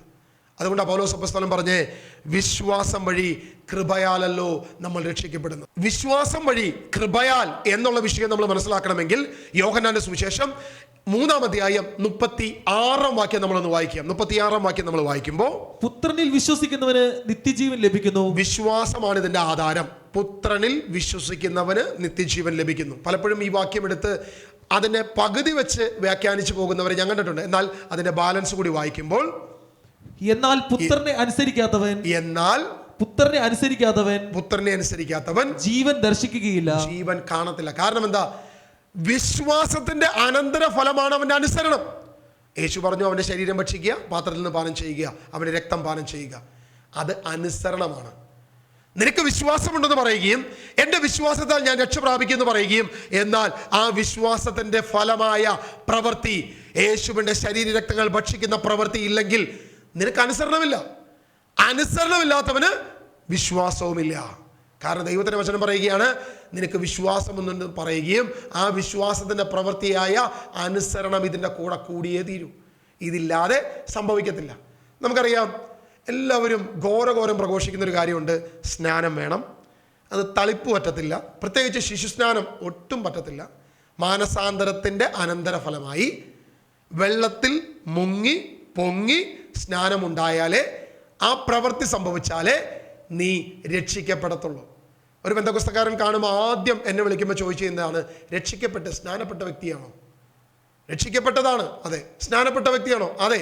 ഓ, നീ ശിശുസ്നാനമല്ല ചെയ്തത്, നീ വിശ്വസിച്ച് വെള്ളത്തിൽ മുങ്ങി പൊങ്ങിയുള്ളൊരു പ്രവൃത്തി നീ ചെയ്യുന്നുണ്ടോ എന്ന് ചോദിക്കുന്ന എല്ലാ ബന്ധക്കുസ്തക്കാരോടും ഞാൻ ചോദിക്കുകയാണ്, അപ്പൊ അത് പ്രവൃത്തിയല്ലേ? അത് പ്രവൃത്തിയല്ലേ? അത് നിന്റെ വിശ്വാസത്തിന് എതിരാകത്തില്ലേ? കാരണം യേശു പറഞ്ഞത് പ്രവൃത്തിയായി മാറത്തില്ലേ? അത് കൃപയ്ക്ക് എതിരാകത്തില്ലേ? അതും പ്രവൃത്തിയാ. എങ്ങനെയുള്ള പ്രവൃത്തി? വിശ്വാസത്തിന്റെ അനന്തരഫലമായുള്ള നിന്റെ അനുസരണമാകുന്ന പ്രവൃത്തിയാണ് വെള്ളത്തിൽ മുങ്ങി പൊങ്ങി ഉള്ള സ്നാനം. ഓ, വെള്ളത്തിൽ മുങ്ങി പൊങ്ങിയില്ലെങ്കിൽ എല്ലാം അവസാനിച്ചു എന്ന് പറയുന്നവരോട് ദൈവത്തിന്റെ ആത്മാവിൽ ഞാൻ ചോദിക്കുക, അപ്പോ ഈ കാര്യത്തിൽ അത് പ്രവൃത്തിയായി, അത് കൃപയ്ക്കെതിരായി മാറും. എന്നാൽ സ്നാനത്തിന്റെ കാര്യത്തിൽ അത് കൃപയ്ക്ക് എതിരാകത്തില്ല എന്ന് പറയുന്നത് അതെന്ത് വചനത്തിന്റെ അടിസ്ഥാനത്തിലാണ്? ഇത്രയും വിഷയം നമ്മൾ പരിശോധിക്കുമ്പോൾ, ആഴപ്പെട്ട ഇത്രയും സമയമെടുത്ത് ഇത്രയും അധികം വചനത്തിലൂടെ നമ്മൾ കടന്നു പോകുമ്പോൾ, പ്രിയമുള്ളവരെ, ദൈവം ഇത് ഉൽപ്പത്തി മുതൽ, അനാദി മുതൽ ദൈവീകമായ പ്രവൃത്തികൾ, ഏദൻ തോട്ടത്തിൽ ആദത്തെയും ഹവ്വയെയും അവന്റെ നഗ്നതയെ മറച്ച് ജീവനുള്ളവനാക്കി അവനെ മാറ്റേണ്ടതിന് ദൈവം ചെയ്ത പ്രവൃത്തി തുടങ്ങി ഇങ്ങോട്ട് താഴോട്ട് നമ്മൾ കാണുകയാ. ജീവനുണ്ടാകേണ്ടതിന് നിന്റെ ഉള്ളിൽ, നിന്റെ അകത്ത്, ഇത് പുറത്തിനി തളിച്ചാ പോരാ. മോശ പെട്ടകത്തിന്റെ പുറത്തും മോശ ആ ബലിവസ്തുവിന്റെ ജലത്തിന്റെ മേലെല്ലാം തളിച്ചതുപോലെ പോരാ.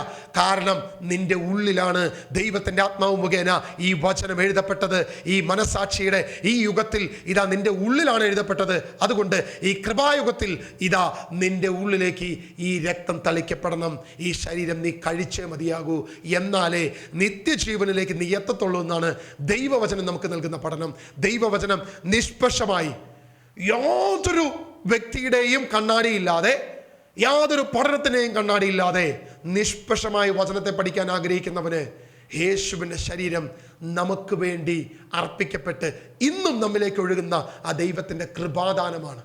അതെൻ്റെ പ്രവൃത്തിയല്ല, ദൈവത്തിൻ്റെ കൃപയാണ് എന്നിലേക്ക് ഒഴുകുന്നത്, ദാനമാണ് എന്നിലേക്ക് ഒഴുകുന്നത് എന്ന് ഞാൻ വിശ്വസിക്കുന്നു. കർത്താവേ, ഇന്ന് ഈ പെസഹ നാളിൽ, ഇന്ന് ഈ വചനത്തെക്കുറിച്ച് സംസാരിക്കുവാൻ, ഇതിൻ്റെ സ്വർഗീയ ആഴത്തെക്കുറിച്ച് സംസാരിക്കുവാൻ കൃപ നൽകിയ ആ സ്നേഹം കർത്താവെ ഞാൻ വിശ്വസിക്കുന്നു. ഞാൻ സ്വീകരിച്ച യേശുവിൻ്റെ ശരീര രക്തങ്ങൾ, ഞാൻ പ്രാപിച്ച കൃപയാൽ എന്നിലേക്ക് ഒഴുകിയ യേശുവിൻ്റെ ശരീര രക്തങ്ങളാണ് എനിക്ക് ഈ സത്യത്തെ ബോധ്യം നൽകുവാൻ, ഈ വചനത്തിൻ്റെ ആഴത്തെ തിരിച്ചറിയുവാൻ, ഇതിൻ്റെ സത്യത്തെ, സ്വർഗീയ രഹസ്യങ്ങളെ, ഇതിൻ്റെ രഹസ്യങ്ങളെ തിരിച്ചറിയുവാൻ എൻ്റെ കർത്താവ് കൃപ നൽകിയെന്ന് ഞാൻ വിശ്വസിക്കുന്നു. കർത്താവ്, ഇന്നും അനേക മക്കൾ മൻഹു എന്ന് ഇസ്രായേൽ ജനം പറഞ്ഞതുപോലെ ഇത് എന്ത് എന്ന് ചോദിച്ചുകൊണ്ട് ഇതിൽ നിന്നും ഇടറിപ്പോകുന്നവരുണ്ട്. കർത്താവേ, ദൈവമേ, അവരെ ക്രിസ്തുവിൻ്റെ കൃപയിലേക്ക്, മൻഹു എന്ന് പറഞ്ഞവൻ ഇത് എൻ്റെ ശരീരവും എൻ്റെ രക്തവുമാണെന്ന് പറഞ്ഞ യേശുവിൻ്റെ വചനത്തെ ഉൾക്കൊണ്ടുകൊണ്ട് അതിൽ അനുസരണം പ്രാപിച്ചുകൊണ്ട് ആ ശരീരവും രക്തവും സ്വീകരിക്കുവാൻ കർത്താവ് കൃപ നൽകട്ടെ എന്ന് പ്രാർത്ഥിച്ചുകൊണ്ട്, കർത്താവേ, അവിടുന്ന് ഏറ്റുവാങ്ങിയ വേദനകളെല്ലാം ഓർത്തുകൊണ്ട് എല്ലാ മക്കളെയും നിന്റെ മുൻപിൽ സമർപ്പിച്ചുകൊണ്ട് അവിടുന്ന് ബലിയർപ്പിക്കുമ്പോൾ തലമുറയെ കണ്ടുവെങ്കിൽ അത് ഈ 21-ാം നൂറ്റാണ്ടിലുള്ള സകല തലമുറയെ കണ്ടുകൊണ്ടാണെന്ന് ഞാൻ വിശ്വസിക്കുന്നു. അവർക്കും വിശ്വാസത്തോടെ ഈ സത്യത്തിലേക്ക് തിരിച്ചു വരുവാൻ കൃപ നൽകട്ടെ എന്ന് പ്രാർത്ഥിച്ചുകൊണ്ട് നിർത്തുന്നു. ദൈവം എല്ലാവരെയും അനുഗ്രഹിക്കട്ടെ. ആമേൻ.